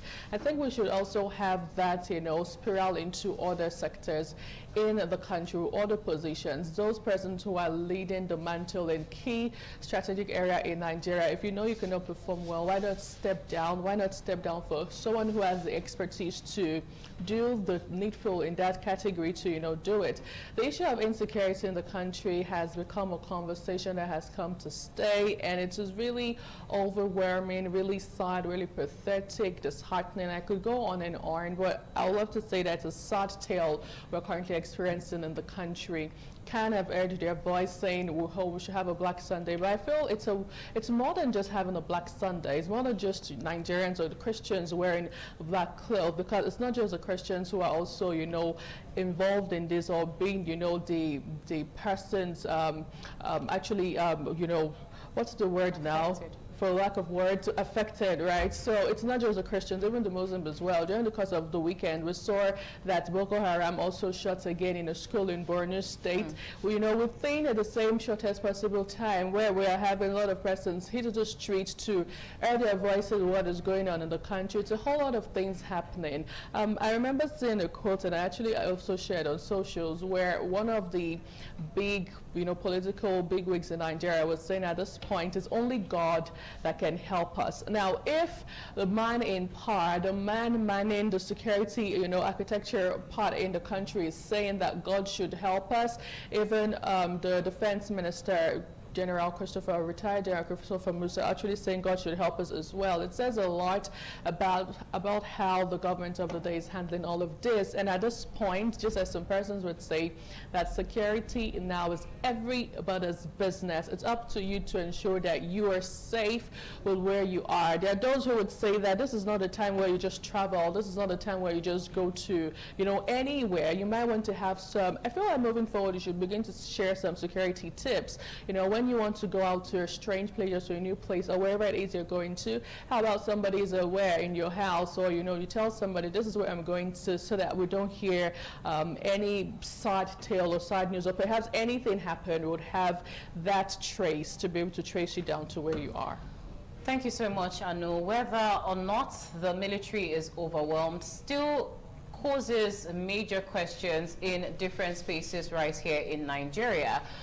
Some analysts may say the military is overstretched. Some analysts may also say that the military is doing the best that they can. Following the Oyo kidnappings and what has continued to be the detention of these people that have not been brought out of captivity, we saw the president actually go and put in 1,000 forest guards, people that know the terrain of these forests, and in response we've also seen other states take up that action. So I do think that the government is not moving blindly. The government might be on top of these issues, knowing that the military does have a lot to handle at this point with all of the terror attacks, all of the gunmen, all of the kidnappings and everything that has been in the crux of conversations in Nigeria and has plagued our security architecture. All this and many more, our Lagos Center will continue. We'll draw a wrap here and draw the curtain on it and hand over to Lagos. It's still TMI on ITV. Don't go away. Patricia is standing by.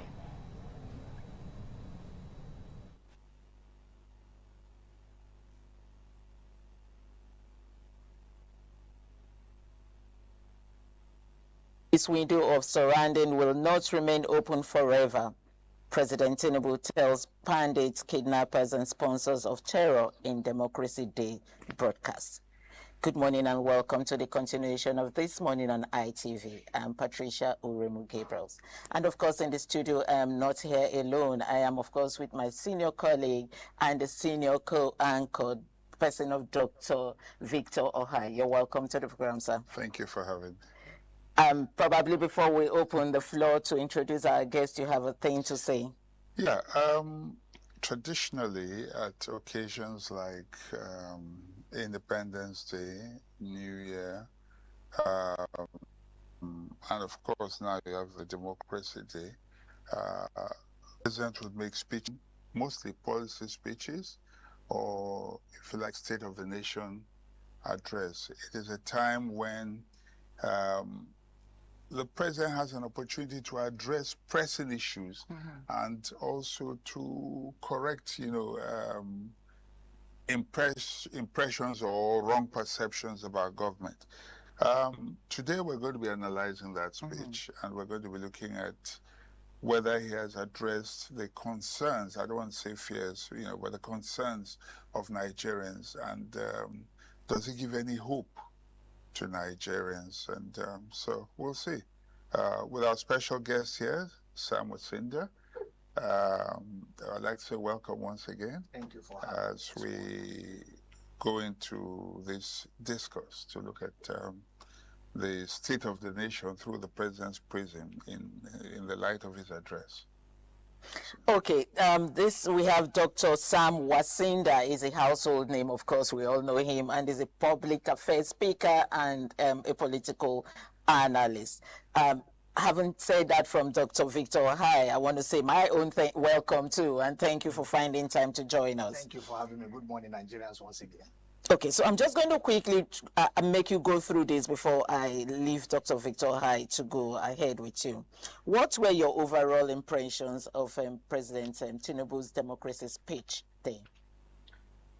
All right, just like Dr. have said when he was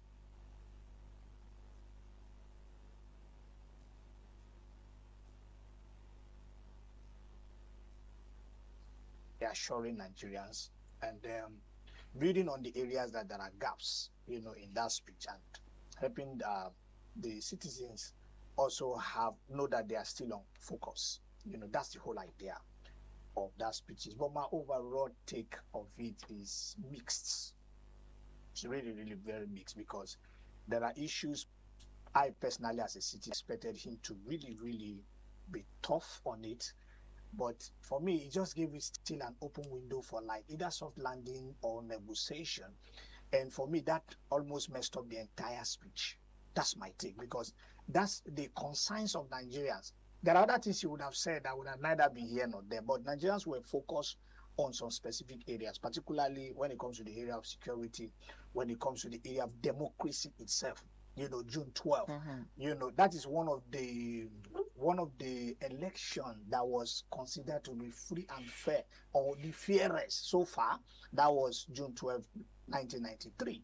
And so one expected that he would have really said so much around that area and assure Nigerians of credible election come 2027, and then possibly also address some of those issues we saw during the primaries, during FCT, local government election, and then some concerns about INEC.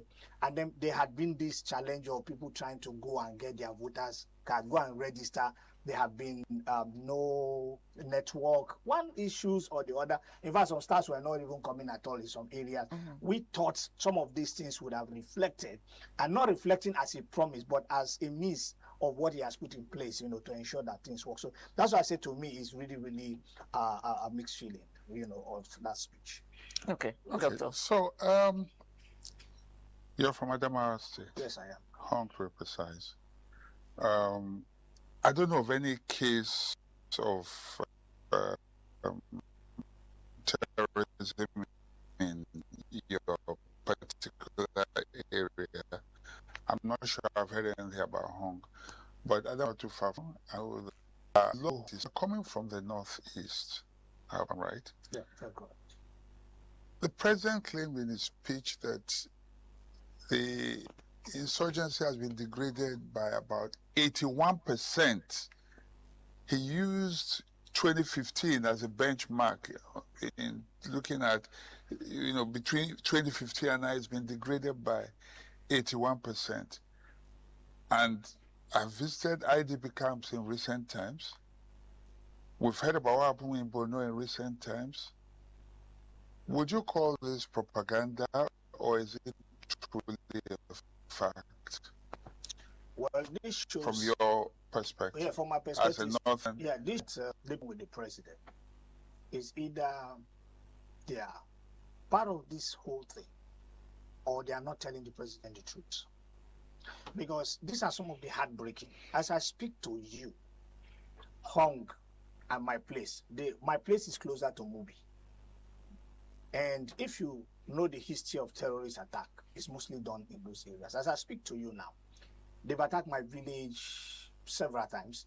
Currently, my village is more like one of the safest places. We have more than 7 villages in my village currently now because they have been displaced. Villagers in your village? In my village, about 6 to 7 as I speak to you now. Oh.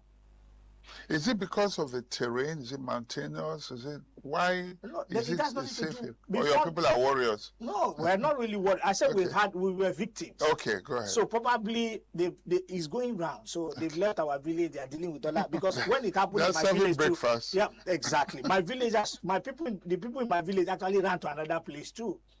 Okay, so it's like the thing has hit back. So let's come back. So even they themselves are not setting because the possibility of them migrating with the rest people to the next place is an issue. But you see, where the concern is that each time I speak with them, one of their fears is that they don't even know these people that are even living with them. Whether it's still the same people who are even in the list of them. I asked about the security presence. She told me they are just scanty.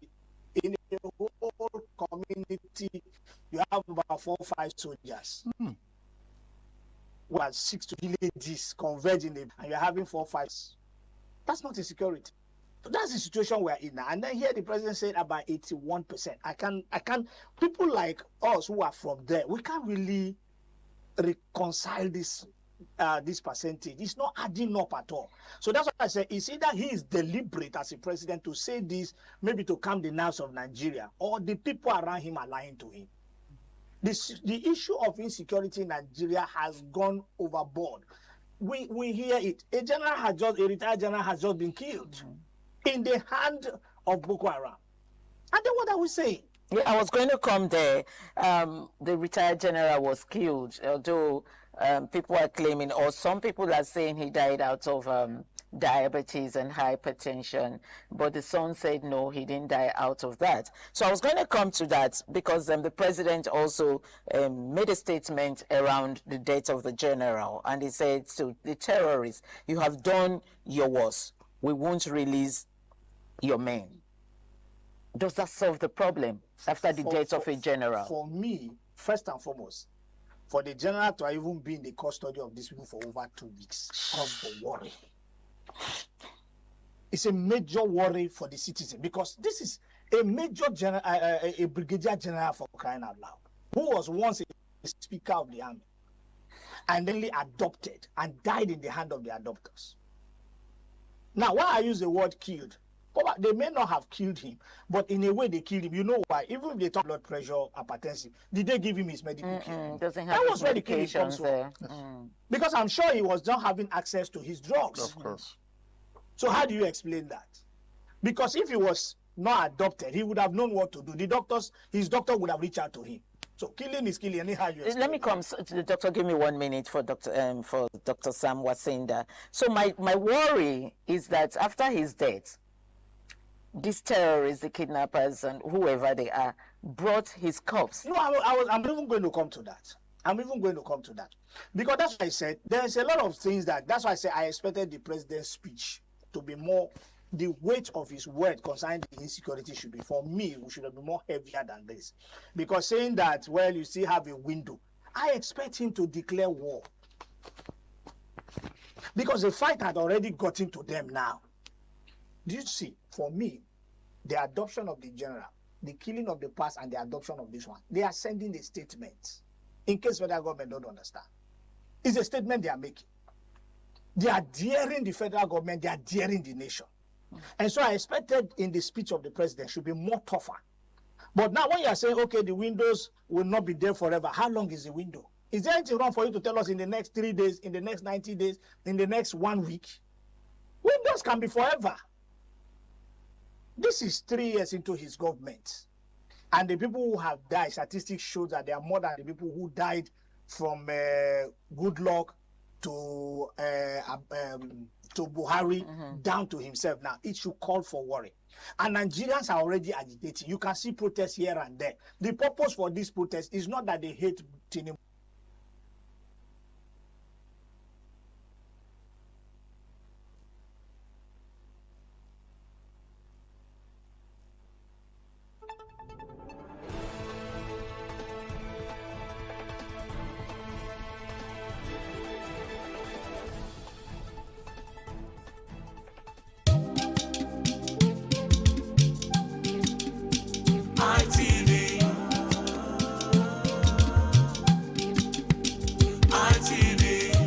ITV, certainly the best.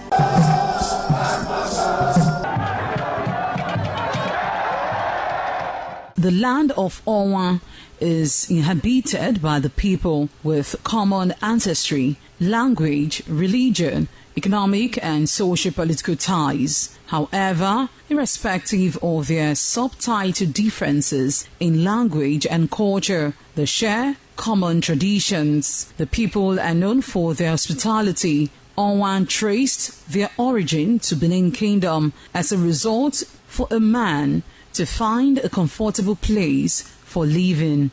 The name Onwa was derived from the largest and longest river in the area, which is known as Onwian or Onwa.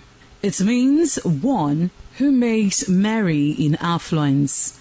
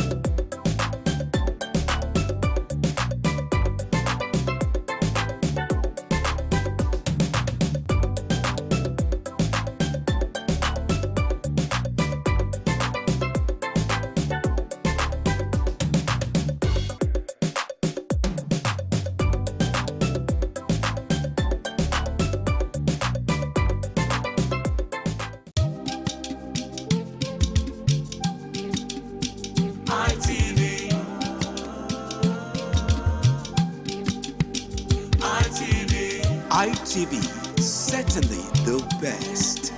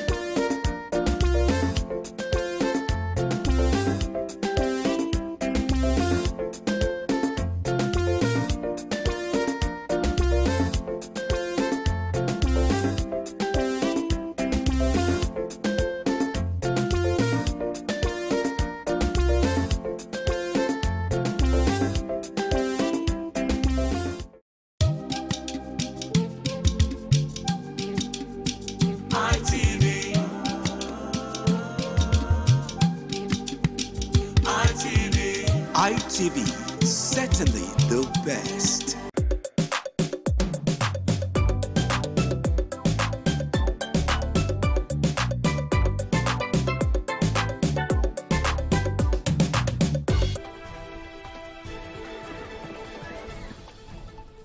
Not to care. That will take us a little bit to budget allocations. And implementation. And implementation. The budget, I think this year alone is about between 4 and 5 trillion.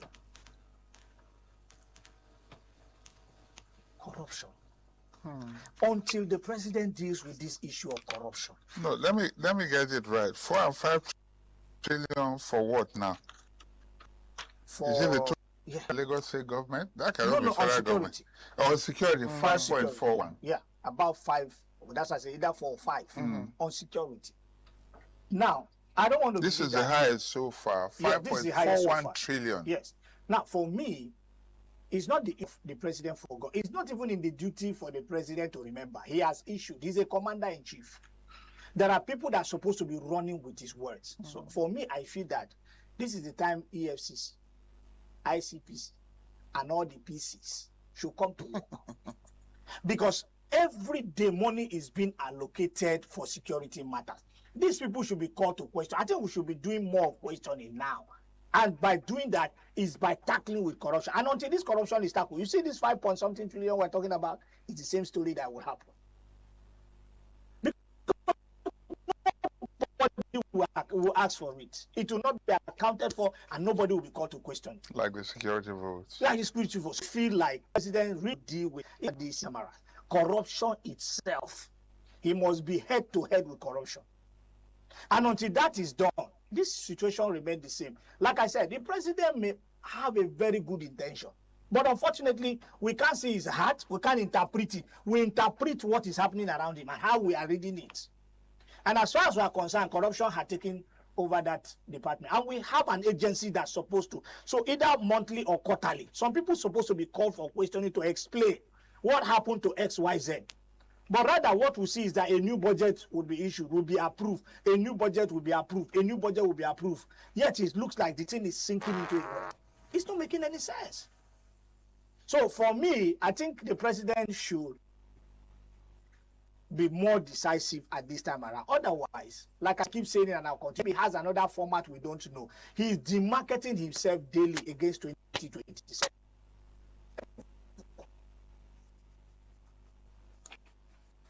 Okay, Nigerians will not be in this mess and we want to return him in power. It's not possible. Your sins shall be forgiven if you come into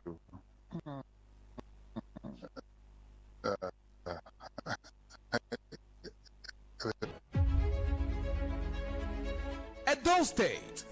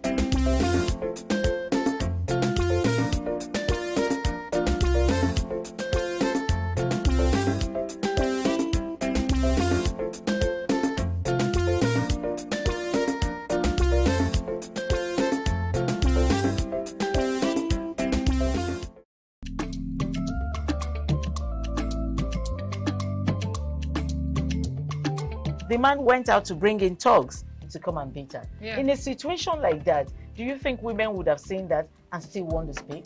Really, we're talking That's about. what I said. So that's- when they bullied her, Yeah. now, if she's not bold enough, she will shut up. What is your advice for girls out there that are so desperate to be married? We women, we have to be really intentional about our parenting.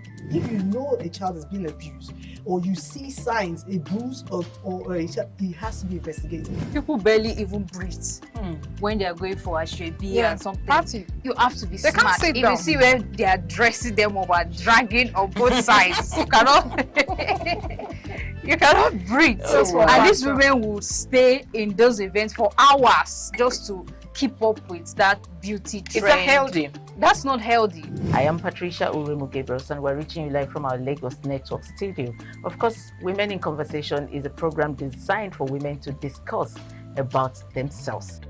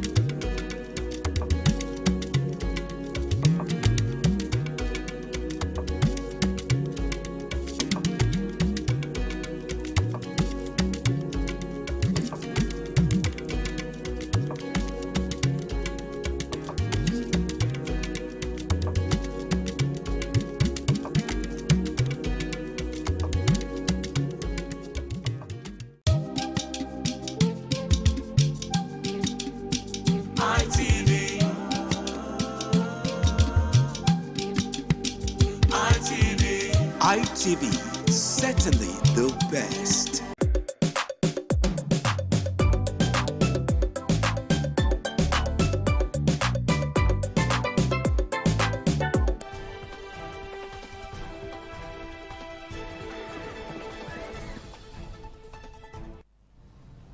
Well, the story still remains the same. Just about right now in our Lagos studio, our anchors there were reviewing the democracy speech of the President, Bola Ahmed Tinubu, in view of the security situation in Nigeria.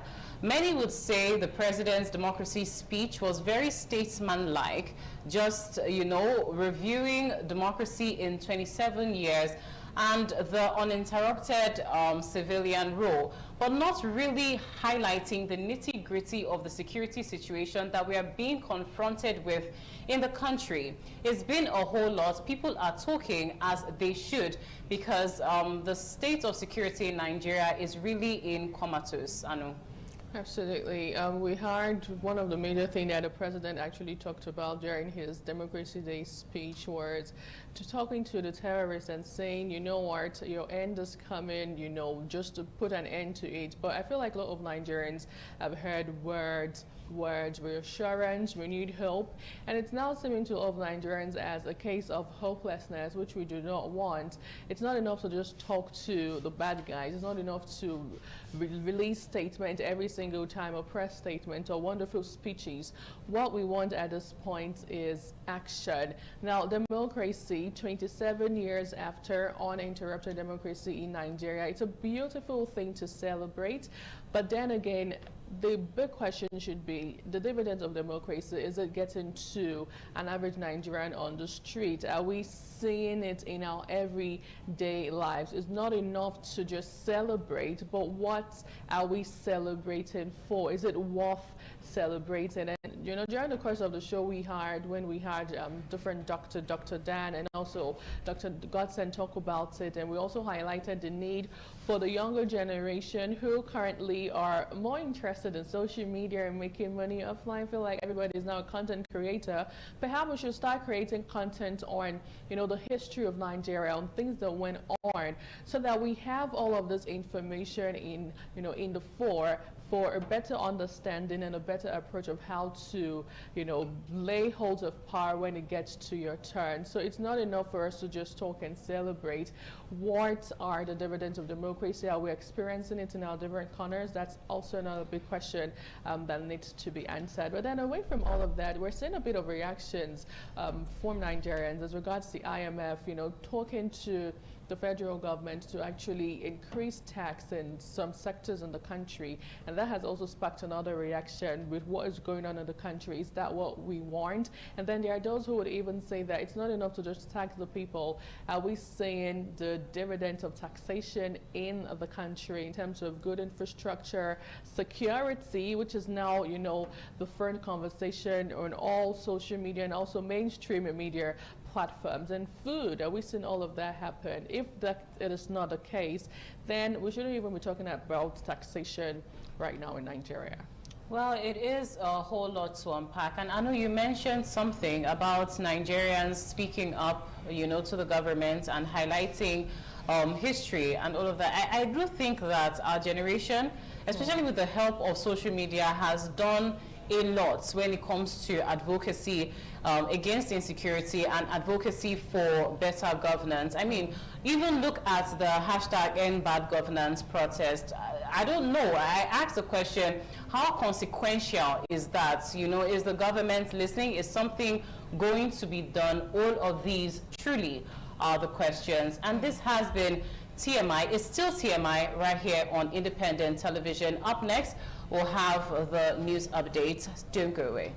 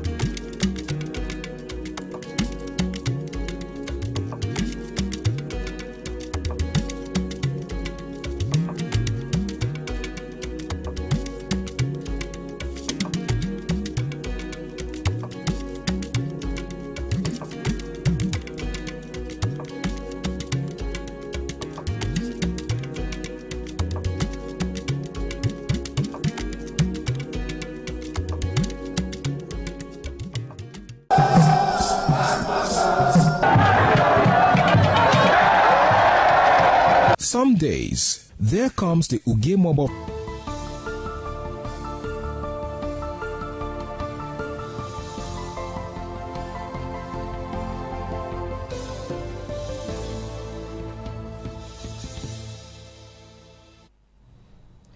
Good morning once again and welcome to ITV News Updates. I am Chukufumnanya Digwe.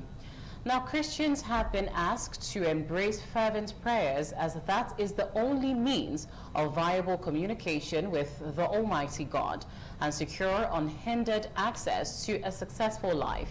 The resident pastor, God's Historic Church, GRA Benin City, Reverend Usamu Jame Afe, handed down the admonition on Sunday in a sermon titled The Ministry of Prayer. The report by Usamu Yogbomo is presented by Ikpomusa Ugiagbe.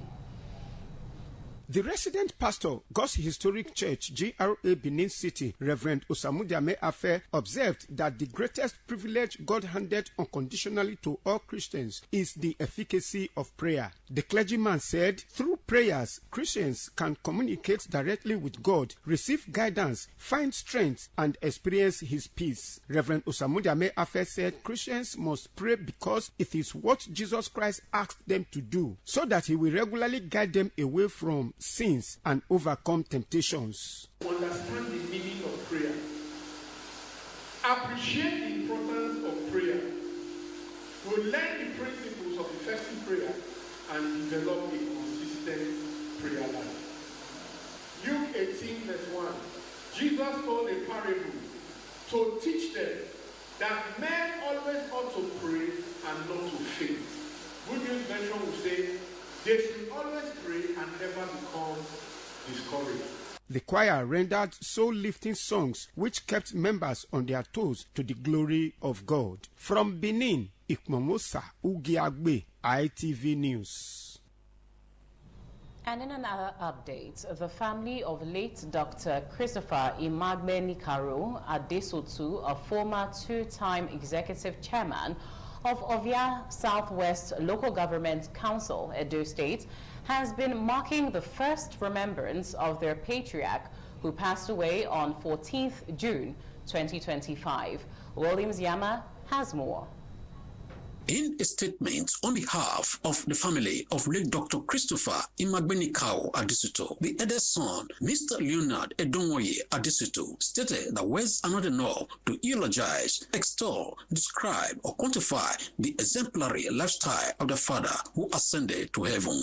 Mr. Leonard eulogized the father as an epitome of humility, an enigma, a rare gem, and an indefatigable leader.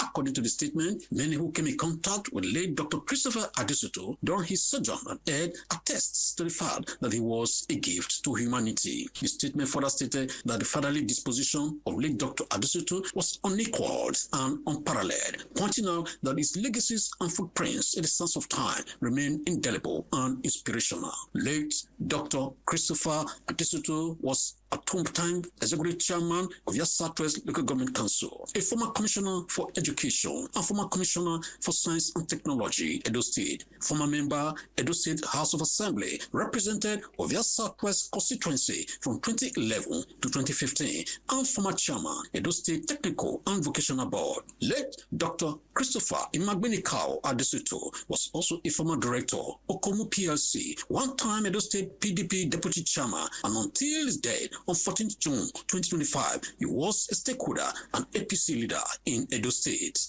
From Benin, William Siama, ITV News.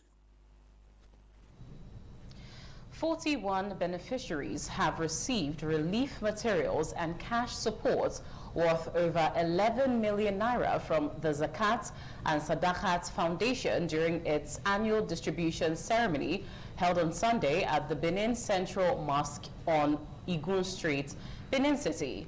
Joy Obaisiagmo has the details. The Zakat and Sadakat Foundation says its intervention remained focused on supporting widows, orphans, and vulnerable members of society in line with Islamic injunctions on charity and social responsibility. Speaking on behalf of the Executive Director of the Foundation, Prince Suleiman Olagunju, the coordinator of the Benin Central Mosque chapter, Engineer Abdurrahman Daoud, explained that the organization has remained consistent in its humanitarian outreach across Nigeria. In this community, the rights of the poor are honored. That in this city, the widows and orphans are not forgotten. Engineer Daoud further disclosed that for the 2026 Zakat distribution exercise, 167 applicants were interviewed based on verified needs, out of which 41 beneficiaries were selected in line with available resources. Items distributed included deep freezers, washing machines, sewing machines, grinding machines, and other income-generating equipment alongside cash support. The program was funded through donations from individuals and partners within and outside Nigeria. We present these items to you. We pray that Allah subhanahu wa ta'ala will bless it. We present to you our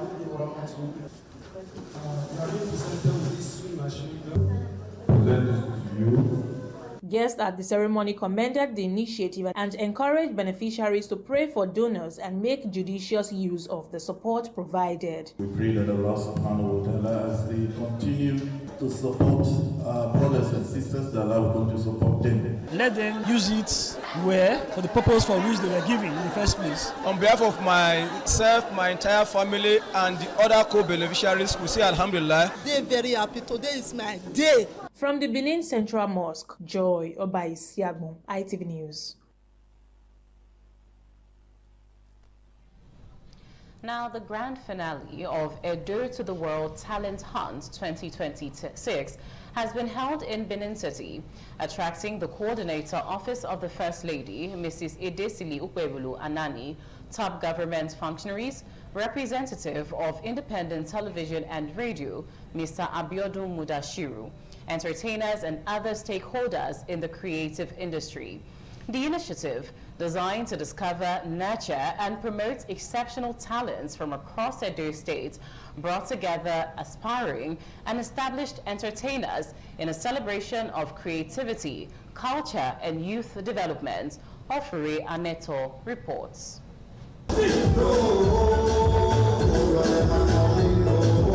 Music, dance, and entertainment took center stage as contestant and guest artists thrilled the audience during the grand finale of Edo to the World Talent Hunt 2026. The event attracted veteran comedians including Aigudai, Clint the Drunk, MC Alamano, and Professor Linky, popularly known as Jogodo Master, thrilled the audience while contestants showcased their talents before a panel of judges. When your time comes, nobody can cut you off. I don't know who has the problem. Now me home my you say?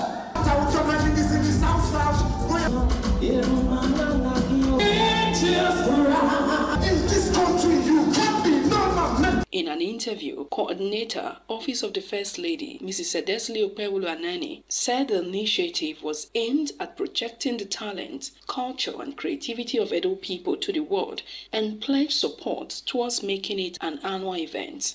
The organizer described the talent hunt as a platform for discovering future stars and empowering young people through creative industry. It's a good event. Edo is blessed, and I congratulate the organizers of this event who want to see more of it in the States. It's a way of discovering new talent. It's another way of taking out our children, our youth from the streets. The plan, the concept is to move Edo to the next level. We believe that there are a lot of talented persons in Edo State, talented youths, but they never had the platform. At the end of the keenly contested competition, Amy Flames from Auchi District emerged winner, while awards were presented to deserving individuals for their contributions to the success of the event. My message for my fans and for other people is that keep believing, keep working hard. From Benin, Ofuri Aneto, ITV News. Away from that, family members, friends, and well-wishers gathered to celebrate the life and legacy of late Deaconess Rose Enibokun Irogama Umwemu, who passed on at the age of 87. The deceased, who is survived by 7 children, grandchildren, and great-grandchildren, was remembered as a devoted Christian, loving mother, and a woman of remarkable character, whose life was defined by faith, compassion, and selfless service. The report filed by Joy Egwasa is presented by Usemudiame Usage. The funeral rites of late Deaconess Rose Enibokun Iogama Omwemu concluded with a reception organized for guests in Benin City. It was an emotional yet uplifting gathering as loved ones came together to bid their beloved matriarch, late Deaconess Rose, a final farewell. The children, in company with family members and guests, took to the dance floor to the delight of everyone. Thank you so much.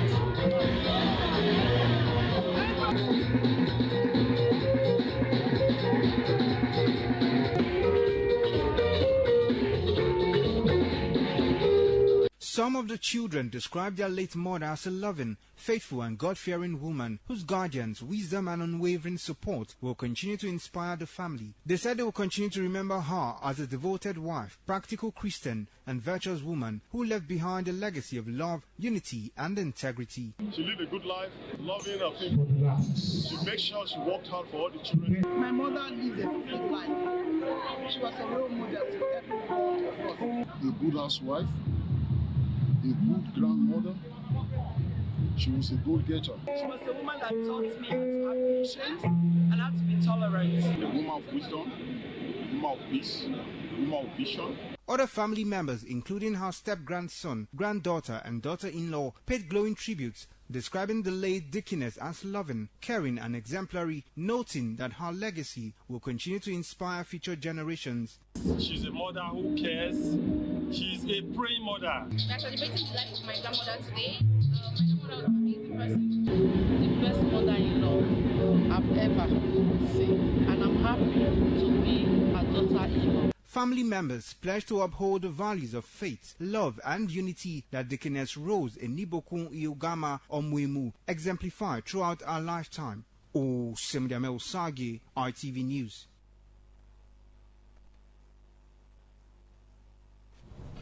And with that, we've come to the end of ITV News Updates.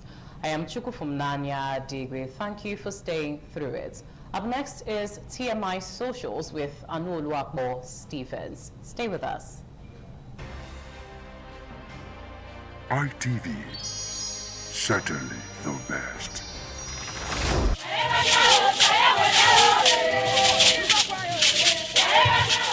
In a rare display of botanical brilliance, the palm tree defied natural norms, sprouting multiple branches that bear fruits. This rare occurrence has become a wonder to many, as experts are calling it a one-in-a-million phenomenon. Could this multiple-headed marvel hold secrets to agricultural breakthroughs, or is it simply a freak accident of nature?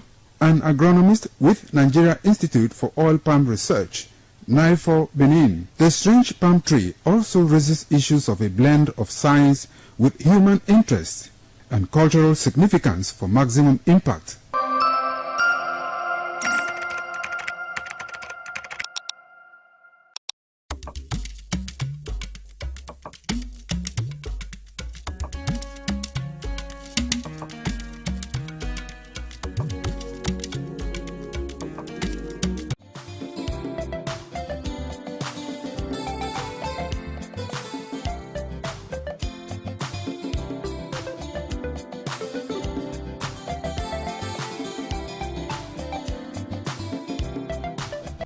Good morning. This is TMI Socials. I am Oluwapo Stephens. But also call me your social media butterfly. Now, today we'll get started with our video of the day. Is a trending video from Edo State Governor Senator Mondo Grebelo when he was singing praises to President Bola Tinubu and also shoving the kidnapping threat. Take a look. What can we say to our president? All we have to say is thank you, President. Thank you, President. Thank you, President. All we have to say is thank you, President.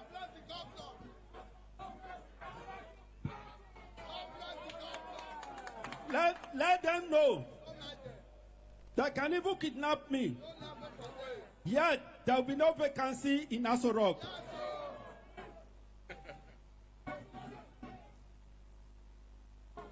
They can even kidnap all of us. Yet there will be no vacancy in Aso Rock.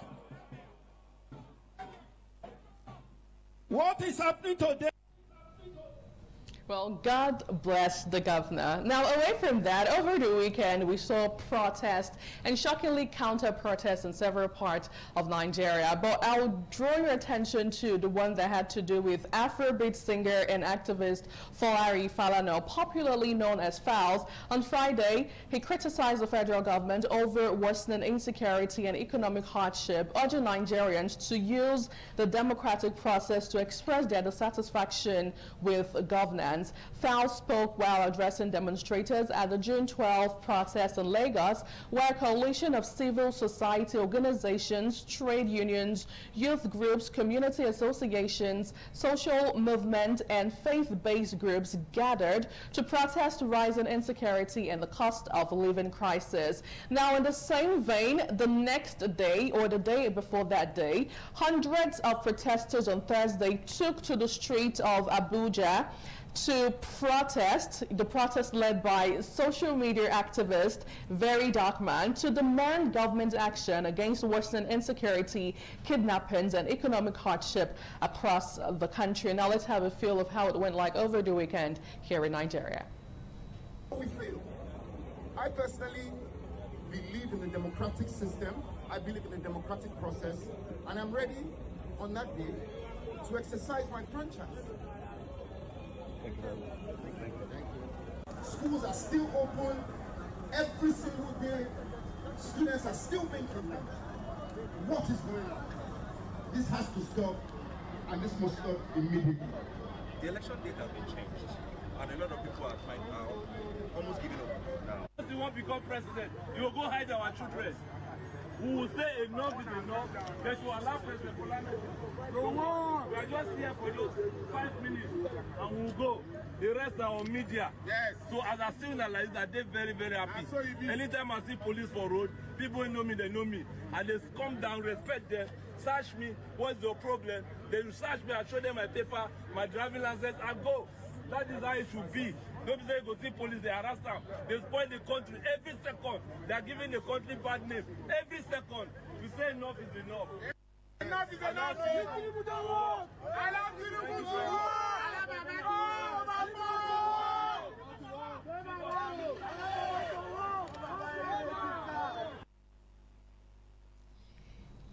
Now we move over to reactions. This user on social says, we are tired, we can't even afford basic things like toiletries and foodstuff. We are tired. Okay, another reaction on this story, this user wrote, if we can have the next reaction. This one says, no Nigerian life is more important than the other. Let's keep our voice as one.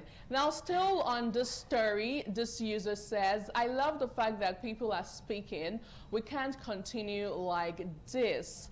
Well, is that all we have on this story? Now, let's move over to another interesting viral video. Well, this time around, the Nigerian inmate at Aba Samuel Prison in Addis Ababa, Ethiopia, have expressed excitement following the signing of a bilateral prisoner transfer agreement between Nigeria and Ethiopia. Now, the agreement, facilitated by the federal government through the Minister of State for Foreign Affairs, Bianca Ojukwu, will allow eligible Nigerian prisoners 7 sentences in Ethiopia to be transferred home to complete their custodial terms. Now, let's have a picture or have views of how the video went viral online.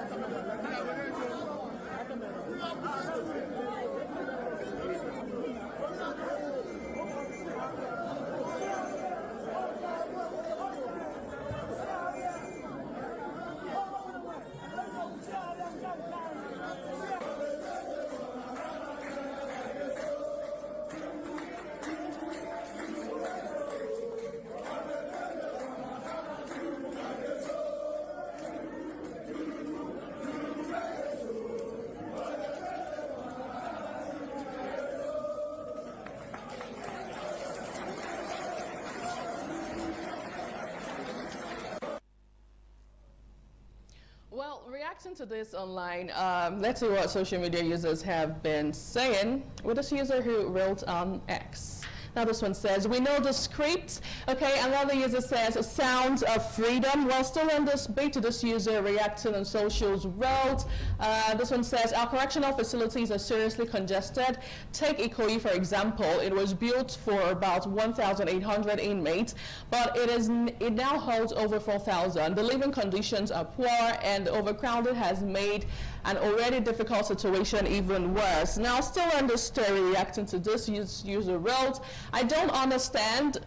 Do they know they're actually coming to complete their sentences in the Nigerian prison and not to be freed? Because tell me what that excitement really is all about. Well, away from that, let's go over to the UK, where Kemi Badenoch, a leader of the United Kingdom Conservative Party, has said Nigeria has failed to translate its vast oil resources into adequate electricity supply. Now, she disclosed this in a recent interview with The Spectator, where she spoke extensively about her childhood and other issues. Take a listen to Kemi.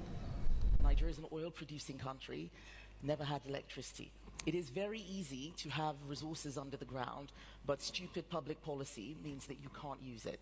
And I see quite a lot of what Ed Miliband is doing as being very much like what the Nigerian military dictatorships were doing in the 80s and 90s. The government's going to take control. We know what's best. We're going to redistribute. And stupid ideas which eventually just bankrupt the country. I mean, this is the sexiest Ed Miliband's ever sounded, isn't it? You know, turning up in his hat and seizing the radio station and saying, "Time's up, Sakir."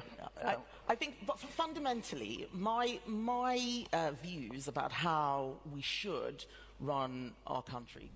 Now, how did netizens take this story online? Let's see what you have been saying. This user wrote, exactly just like what GEJ said. That's good luck, Jonathan. You can't wake up a man that is pretending to be fast asleep. No amount of prayers can change Nigeria, because the leaders are very aware of what to do to change the trajectory of the country. If we continue like this, Nigeria will keep getting worse. Well, still on this bit, this user wrote, that electricity part is painful because it is getting worse. Now, reacting to this finally on X, this user had a different thing to say. UK leaders fought for theirs. You are enjoying what they built. Come back and build Nigeria. Or of you get my... Okay, anyway, come back and build Nigeria. That's what this guy basically is saying. Well, interestingly, on a rather sad note, President Bola Tinubu has expressed deep sorrow over the death of the retired Major General Rabe Abubakar, who was reportedly abducted by armed criminals in Katsina State and later died while in their custody. Now, according to a State House statement issued on Saturday, the president said he received the news of the former military officer's death with shock and sadness, describing the incident as a tragic reminder of the security challenges facing parts of the country. To let you know that the bandit released the body of the late general and the burial has been done. Let's have a feel of how the burial was like in Katsina State. Take a look.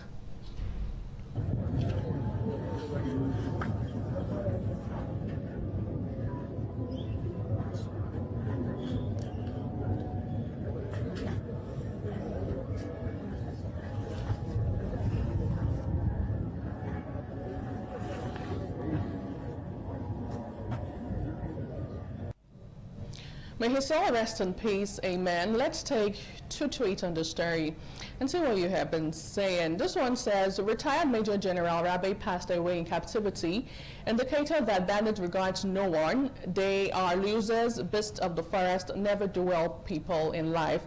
Okay, another user wrote, it is shameful to receive this kind of news in a country where they have the resources to protect their citizens. Now, finally, this user says online, let's see the next reaction to this story. Another Major General dies while 720 terrorists are rehabilitated back to the society. Now, which takes us back to our final story. The Borno State government has reintegrated 720 repentant insurgents into into the society after they successfully completed a de-radicalization, rehabilitation, and reintegration program. Now, the beneficiaries described as low-risk participants and forming Batch 9 of the state initiative were sworn in and officially released to return to their various communities across Borno State over the weekend. Now, let's have a feel of the process of how it went down over the weekend.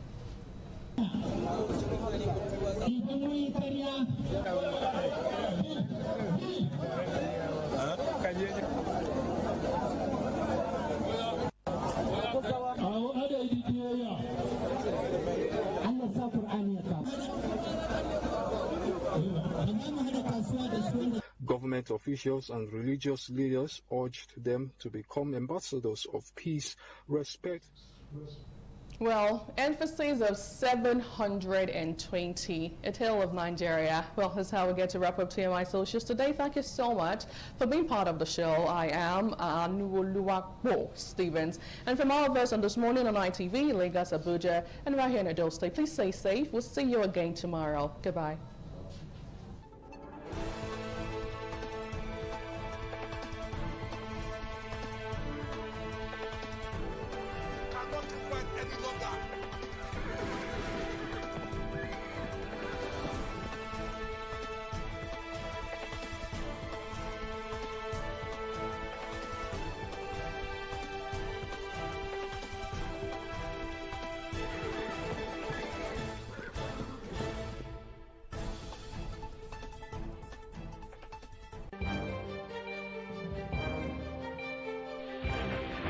This is ITV. Certainly the best.